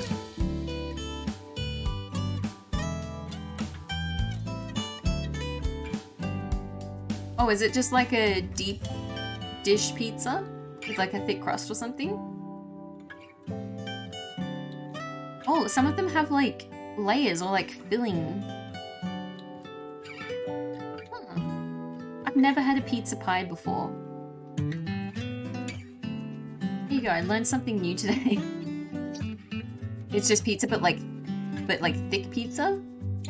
Some of them I saw had looked like they had layers underneath the cheese and stuff as well. Zoe leans across the table, eyeing both me and her mother. Natalie puts a hand on my arm. We'd say we're ordering a pie, but it's just a full pizza. Really? An old Hawthorne tradition says that the person who eats first gets good luck the next morning. Then Zoe should have the first slice. Another thing people call pizza? Huh. I did not know that. There you go. Wow, you guys have a lot of superstitions. First the play exploding, then the mistletoe and Secret Santa. Oh, you know about that tradition? I took her to the holiday marketplace today since we had to go out and get a new piece to fix the cold water situation. So did you sign up for the exchange, Noelle? I did, but I don't know what I'll come up with for a gift. I'm not super creative and I don't know anyone in town. You can use my workshop for whatever you need. I can show you how to make those ornaments I made for Zoe's school. That's a good idea. Thanks. And I can tell you what everyone likes if I know them. Oh hell yeah, we're gonna do it as a team? If you don't, Elliot probably does. How's the Christmas going? It's going really well. This is so wholesome. It's making my heart feel all warm and fuzzy. And I love Elliot. We stan Elliot. There's literally nothing about him to dislike. He's so nice, he's thoughtful, he's good with his hands. I mean that in a non-lewd way. We've yet to find out if he's good with his hands in other ways. He looks great. And he's funny. And he gets, their dynamic is super cute too. Their banter is very good. They've got the same sense of humor. Good with his hands, wink face? Yeah, I mean, he's a carpenter. And he's good at fixing things. And he's a family guy and he gets on well with everybody. He's literally perfect. How do you improve upon him? I can't figure out how. Told Noelle that already. All bases covered. And he found out that we're a Christmas capitalist, which I've realized I apparently am a Christmas capitalist, where your main focus of Christmas is to do with the gifts. And she doesn't have any wholesome Christmas traditions, so he's going to teach us the meaning of Christmas, and I'm very excited for it. So stereotypically gay, does he? He doesn't seem that way to me. He also bought us a gingerbread baking kit to use for Santa. We get to decorate gingerbread cookies? Oh, that's right, and he found out that we used to make cookies with our siblings when we were a kid, and that's the one Christmas tradition we could think of that made us happy. And so when we were buying gingerbread, he bought us a gingerbread cookie making kit so that we could make them with our sister and our family to reignite our enthusiasm for Christmas. So thoughtful. Yeah. Now I kind of want to make gingerbread cookies. Just like when your mum and I were children. You remember making those fancy Oreos for Santa? Natalie giggles, placing her hand over her mouth. That was so long ago. It was a lot of fun, wasn't it? Thank you. So much. Thank you, Elliot. It's on one condition though. You have to save me a cookie. Oh hell yeah, I'm gonna make him a heart-shaped cookie. Oh, also, I tried to hold his hand when the game gave me the option to, and I'm pretty sure that was way too forward. Game was no, he's not ready for hand holding yet. My bad. Your sweet tooth is going to get you more cavities than gifts for Christmas. The risk I'm willing to take. See, and he takes sweets seriously. What more could you ask for? We can save you 2 cookies. Lad and a carpenter, and he's more interested in Christmas than I've seen straight man who doesn't have kids. And holding is too lewd for a poor tradie. See, exactly, that's what he reminds me of more. Is like in Australia, the classic like tradie type person. Like wearing the flannel shirts, good at doing things around the house. Super friendly and chill. Thanks, sir, you've always got my back. I do, which is why you should vote for me to have the first slice of pizza. I need good luck for school. I said we should give it to Zoe. That's a good idea. I vote Zoe for sure. School is tough. Agreed, but Zoe, I'll be in the auditorium for most of the week. If anything happens and you need to talk to someone, oh, see, and he's good with kids. Stop. You're building the sets already? Yep, getting a head start. You're going to be so cool. I can't wait. As Zoe talks, Natalie begins to serve the pizza first to Zoe, then to me and Elliot, lastly ending on her. So cheesy! Dude, I want pizza so bad right now. She begins to dig into the pizza immediately, chomping down with big bites. Natalie does the same. Elliot, however... Wait, what? He picks up his knife and begins to cut his pizza slice into little... What? Dude, first he likes peppermint coffee, and now he cuts up his pizza with a knife? What? Okay, I take it back. He has several red flags. I guess stereotypes differ depending on region. Yeah, it's actually funny you say that. I was watching a video yesterday, I think, of an American reacting to the like Australian tradie stereotype and saying that to him it just seems so gay. So I think it's literally just a difference in like Australian and American stereotypes. The stereotypical tradie here is borderline bogan. Yeah, see, to us it's like very different. So I do think it is a regional thing. Oh my gosh, Elliot, you're not cutting the pizza instead of folding it, are you? See, red flag number 2. Here we go. Elliot looks up at me and grins. I am. What about it? You can't eat pizza like that, huh? I know, I tell him that all the time. Who cuts up their pizza with a knife and fork? Elliot rolls his eyes. City girl. That's not a city thing. That's a pizza eating thing. Thought I cut myself yesterday, but it turns out it was wood embedded in my skin. Ouch. That sounds painful. I hope you're okay. I'm sorry, not everyone grew up in the countryside.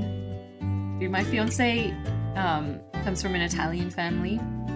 If he saw me cutting up a pizza with a knife and fork, I think he would leave me. He'd be like, you know what, wedding's off. Where in the country did you grow up? I ask before taking a bite of my pizza. It's extra gooey, the cheese coming off the crust like a long string. Lilac Valley. Well, that sounds so pretty. A few hours down south. My mother grew up on a farm, even deeper in the country than me. My mum grew up on a farm, actually. Ah, hence the reckon thing. Dude, it's also funny that you say that reckon is like something that sounds like you're from the country, because reckon is very Australian. I was like, wait, is he Australian when that came up? It'd hate me. I sometimes use knife and fork when I'm at the computer to keep things clean. No! Pizza is a hands food. I love using my hands to eat. Why would you use cutlery when you can just use your hands? Are tradies like your redneck or something? Tradies are like workers. So like people who work in the trades. So like builders, painters, carpenters, plumbers, that kind of thing. We just have a lot of them because construction is a huge industry here. Yeah, I don't usually use words like reckon anymore, but when we lived in Lilac Valley, it was pretty easy to because everyone was doing it. But I came to Hawthorne when I was around Zoe's age. That's when I met Tyson, my new neighbor. I'm even a painter myself. Yeah, I was thinking that, like, you would technically classify as a tradie. Oh, I reckon I understand. See, reckon is such an Australian word as well. I feel like I say that a lot. Coffee bean? I feel like any like average Australian in America would be seen as like a country person. Even though I live like now I live just outside of Melbourne, but I used to live like in the city, like city centre basically. I would go to America and everyone would think I sound like a country person. Although to be fair, Australian cities are much smaller than American cities anyway. You know why they call it that? No, I don't. Wait, did we not tell Elliot? Whoa, whose side are you on, Zoe? You know something about Elliot, it's only fair that you tell the story. I have never heard anyone in my life use I reckon seriously before. Dude, Australian people say I reckon all the time. They would be able to understand an Outback Aussie. Honestly, probably. I actually saw on like the news once, an American correspondent came on as like a guest on the news show, and they like could not understand the Australian news anchors. They just kept saying, "I'm sorry, I cannot understand what you're saying," because they just couldn't like understand the accent. I use reckon every other sentence. Yeah, I think it's very Australian. Because I actually grew up in England and then moved here when I was 14. So I, like, sometimes I can understand why people would be confused over Australian things, because I've also witnessed Australian things from an outside perspective, but I've been here for so long now that it's like pretty ingrained. I have to see that clip. I'll see if I can find it. It's from years ago though. I groan, wiping my hands on the napkin by my dish. I'm listening. Okay, now we get the full coffee bean story. I'm excited. When I was in the 5th grade, one of my friends dared me to eat a coffee bean straight from the bag she'd stolen from her mother's secret stash. I made a stupid comment about how it couldn't taste bad because it was a bean. Oh no. Dude, that'd be so bitter. Oh yes, I had to back up my big words, so I ate the bean. What did it taste like? Wood chips. It was so hard to chew, disgusting. Oh, that sounds so bad. Oh, it gets way worse. Yeah, I was pretending I was on a caffeine high because I wanted people to think I was cool. No. Noel. Okay, I see why she hates the nickname now. I thought it was literally just that she ate the bean. I was like, that's not that bad. Kids eat weirder stuff than coffee beans. But pretending that she was like on a caffeine high afterwards, that's hilarious. What does pretending you're on a caffeine high look like? Lots of running around, calling out in the classroom, and even some light vandalizing. Suffice to say, my parents were called, and I was in so much trouble for even looking into caffeine. Wait, what? No. It was so funny because people who actually have a lot of caffeine in their system would never be as over the top as she was. Everyone knew she was blowing things way out of proportion. That's hilarious. They all knew she was faking it anyway. I'm from Georgia, and I have to say, I don't think anyone even fellow Southerners can understand someone with a deep redneck drawl. That's true. I feel like I would struggle to understand like really thick American accents. I just think it's a bit easier outside of America to understand American accents because we watch so much like American TV that we get kind of used to the accents. Whereas like there's not a lot of Australian media that gets viewed like outside of Australia. It would be hard drugs if you got caffeine. Yeah. But anyway, Noah's classmates called her Coffee Bean all the way until high school. Honestly, I think it's pretty cute. Okay, bless you, Anna, for having this line be voiced. Like, if you couldn't have all the lines voiced, this was a good one to choose. You do? I tried to hold back the extent of my surprise. Coffee is his favorite thing on the planet, so of course he does. Aww, so he's like calling us Coffee Bean, and like coffee is his favorite thing? That's cute. Actually, I was going to say the story sounds so innocent, but I do love some good coffee. You know me so well, Natty. It's nice that you know what the other likes and everything. They're bestest friends. Do you have someone like that, Auntie Coffee Bean? Auntie Coffee Bean. This kid. If she wants to be a fashion designer and the president, I feel like she could achieve it. Is that my new nickname? The girl nods her head, taking more bites out of her pizza slice. Well, back in the city, I didn't really talk to anyone besides my co-workers. I guess I didn't really have a best friend. I frown, recalling how all my co-workers dropped me so they wouldn't get blacklisted from Cartiv's company. That makes me sad. But what about Zoe? Who's her best friend? It's okay, I didn't really have too much time to hang out with friends. Now you do though. I don't mind showing you what else Hawthorne has to offer. Maybe you can make some more friends. Any excuse to hang out with Elliot, honestly. That would be nice, yeah. I plan on getting a new job, preferably sooner than later. I don't like having too much free time. Nonsense, you just left your job. You need some time to relax and adjust to your new home. You have to contribute somehow. Not yet, you don't. You can have time to explore what you want to do before jumping into another job. Who? This is good advice.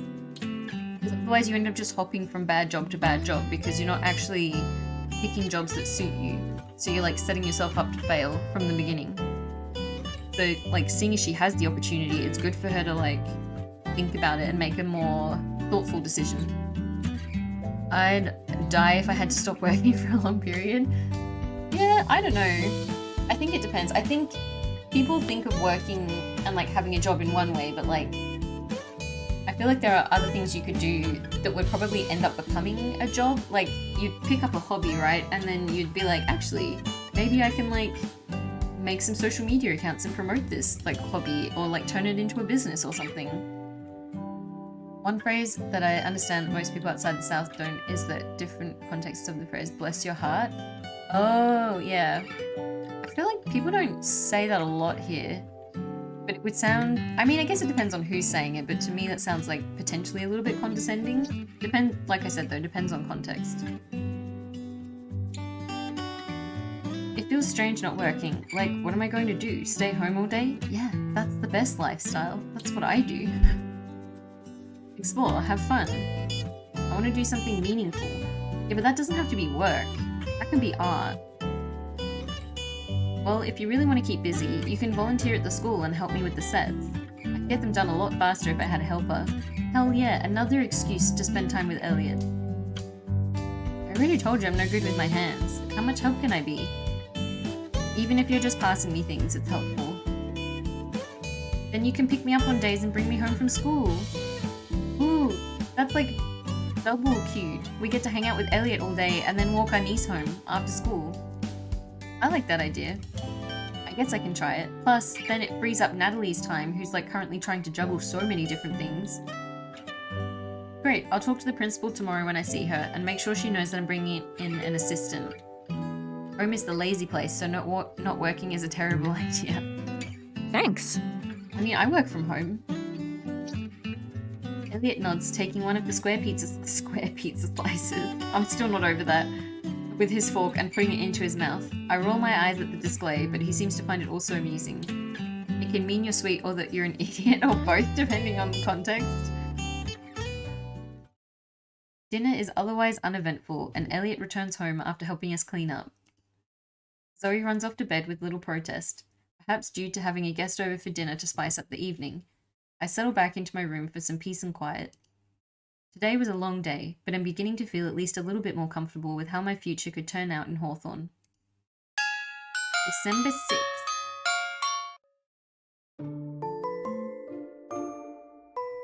I'm trying to think, like, how many days, like, does this go until Christmas? A few uneventful days have gone by. Today, I don't have anything exciting planned. However, Elliot is going to be stopping by to talk about volunteering with him at Zoe's school. Oh, about me volunteering, sorry, my brain just like completely melted out of my ears for that sentence. I'm starting to question if it was really a good idea or not. I don't know how much good I'll be able to do. It's because I'm looking at the time and I'm like, it's actually lunchtime. But I want to keep playing. I'm starting to question if it's really a good idea or not. I don't know how much good I'll be able to do. Yeah, but it's an excuse to hang out with Elliot and get to know people again. I lay on my bed with a magazine sitting comfortably on my chest. Women's sports or something, I don't know. I grabbed the first thing that I saw sitting in one of the now empty drawers. Elliot says these were his. Why was he reading this magazine with scantily clad women, very clearly not playing sports at all? Noelle, you know full well why. I put the magazine to the side and sit up. My wardrobe needs a bit of an enhancement, or rather, a downgrade. Natalie lent me some of her outfits because mine are too formal for the town plaza, holiday market, and volunteer work. I'm excited to be able to wear puffy jackets and oversized sweaters. See, that's what I'm talking about. Revolutionize your life. Wear comfy clothes all the time, instead of dress shirts and elaborate accessories. Y'all is a good contraction, everyone should use it. Yeah, we don't really say that. In Australia, I think people mostly say you guys or yous. I put on one of my new outfits and head downstairs to meet Elliot. The halls are quiet with Natalie at work and Zoe at school, so I'm glad that someone will be coming to visit. When I head downstairs, it doesn't take long for the doorbell to ring. Elliot is here right on time. Good morning. Elliot greets me with a large grin. He holds up a bag in his right hand and shakes it, the plastic rustling in the wind. What do you have there? Oh, this? He shakes the bag again, this time chuckling as he does so. Yes, that. Only the best donuts you'll ever Oh, have in your hell whole yeah. life. Wait, so he shows up with donuts? Husband material. I raise a brow at that statement. What, you don't believe me? First, the cocoa is the best in Hawthorne, and now the donuts? I'm starting to think you're biased. I'm not biased, I'm telling you the absolute truth. Take a bite from this cinnamon sugar donut and tell me you hate it. You won't be able to. Country boy. You're that confident? I only use your one typing because I'm lazy. I'd never be caught saying it. Yeah, I think I've used it a couple of times when typing, but I usually just say you guys, I think, is my go-to. Yes, I'm city girl, but I'm not going to be sharing these donuts with you if you keep that attitude up. I catch a twinkle in his eyes as he speaks. Okay, I want to screenshot that because I need some, like, spoiler-free screenshots for when I write about it. Again, I know he's not gay, but he likes keeping sports magazines in his bedroom. Yeah, but these ones were sports magazines of women. Scantily clad women. How can I judge if they're the best Hawthorne has to offer if you don't let me try them? You got him there. You got me there. Is this game reading my mind? The two of us share a laugh. Here, come in. I step to the side and let Elliot enter Natalie's home. As he gets settled, I brew some coffee for the two of us.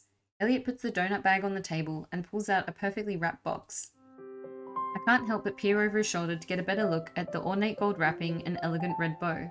You'd think I was looking at a perfume set instead of a box of donuts. These are donuts, right? Yeah, the packaging is pretty, isn't it? He moves to the side so I can get a better look at the cardboard box shielding our delicious treats. My hands reach out and I hesitate for a moment. It almost feels like a sin to open it. Gosh, the packaging is so nice. If we don't open it, we can't get the delicious treasures inside. Sure, they were. That's why MC went all uncomfortable seeing them. That is true, sir. Sir? That's a first. No one calls me that. Wait, isn't he younger than us? Oh, it's something I picked up from my co-workers. We used to use it as a joke since it felt like we were saying yes sir or yes ma'am all day.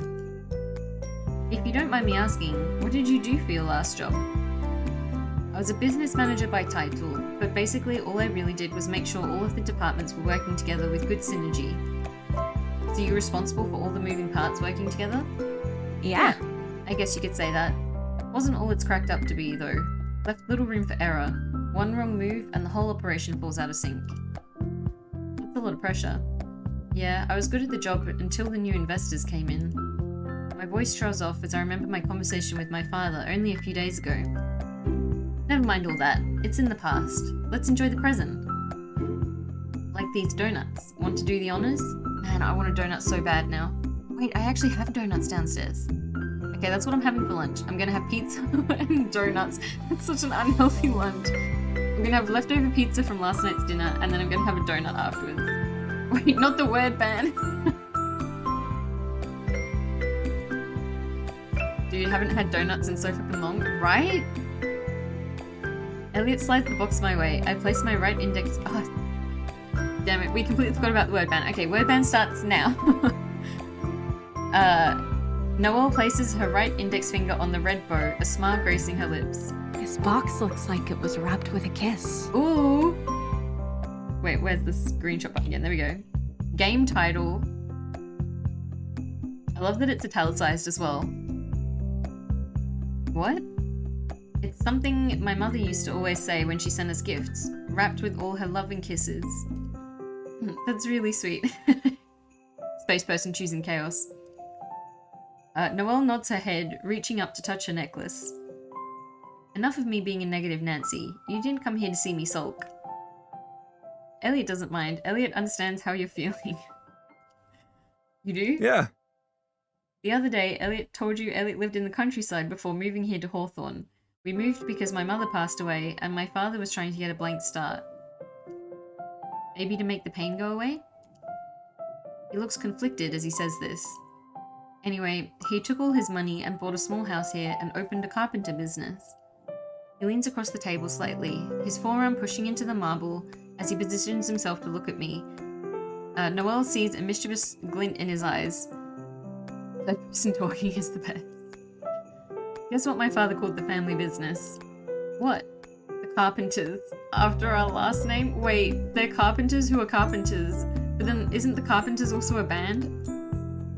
No way your last name is really Carpenter. What are the chances? I promise you, it is. Oh no. Who said it? Sorry. We got caught up in the text. That's not that unlikely though. Most of those surnames came about because that was the profession of the person. Oh my god. I mean, we could just laugh. We don't have to laugh in a mean way. That is pretty funny. Noelle can't help it. Noelle lets out a laugh. It's too funny. Surnames weren't a thing for many people forever ago. Yeah, exactly. That's how they came about. It was because people needed ways to like differentiate themselves from each other. So they just picked whatever their profession was. Or it was more of like it wasn't necessarily to do with a name, it was more of a title. Like people would indicate who they were the son or daughter of, like where they came from. Laugh it up, Christmas Kid. Hey! Christmas Kid? This isn't about me. Elliot smirks. Noelle, Noelle, Noelle, Noelle. My name literally is Christmas. Joe Carpenter or Joe Smith? Yeah, exactly. Elliot begins to sing the famous chorus from the song The First Noel. Noelle cringes inwardly. Oh my god. Do you know how many times we've heard this routine in our lifetime? That was close.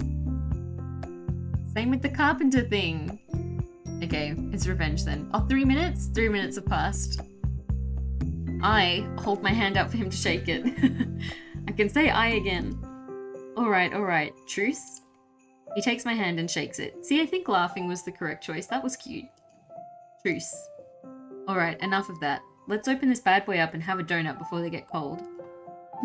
Cold? You mean they're warm?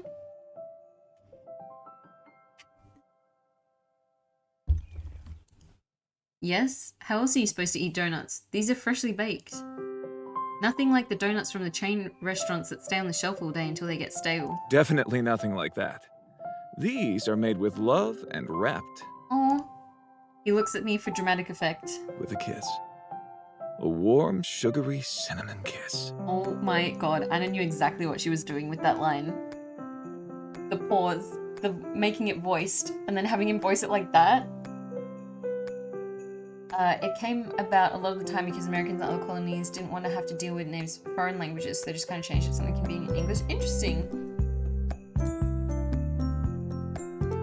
Sounds so yummy. Do we open it carefully or tear it open? I'm gonna open it carefully, because IRL, I do that with all presents. I open it carefully and then I save the paper.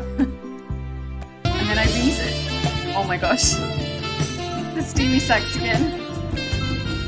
Some steamy donut eating action happening. It's warm, sugary cinnamon kisses. I untie the ribbon first and place it to the side. Then I remove the tape holding the paper together on each side.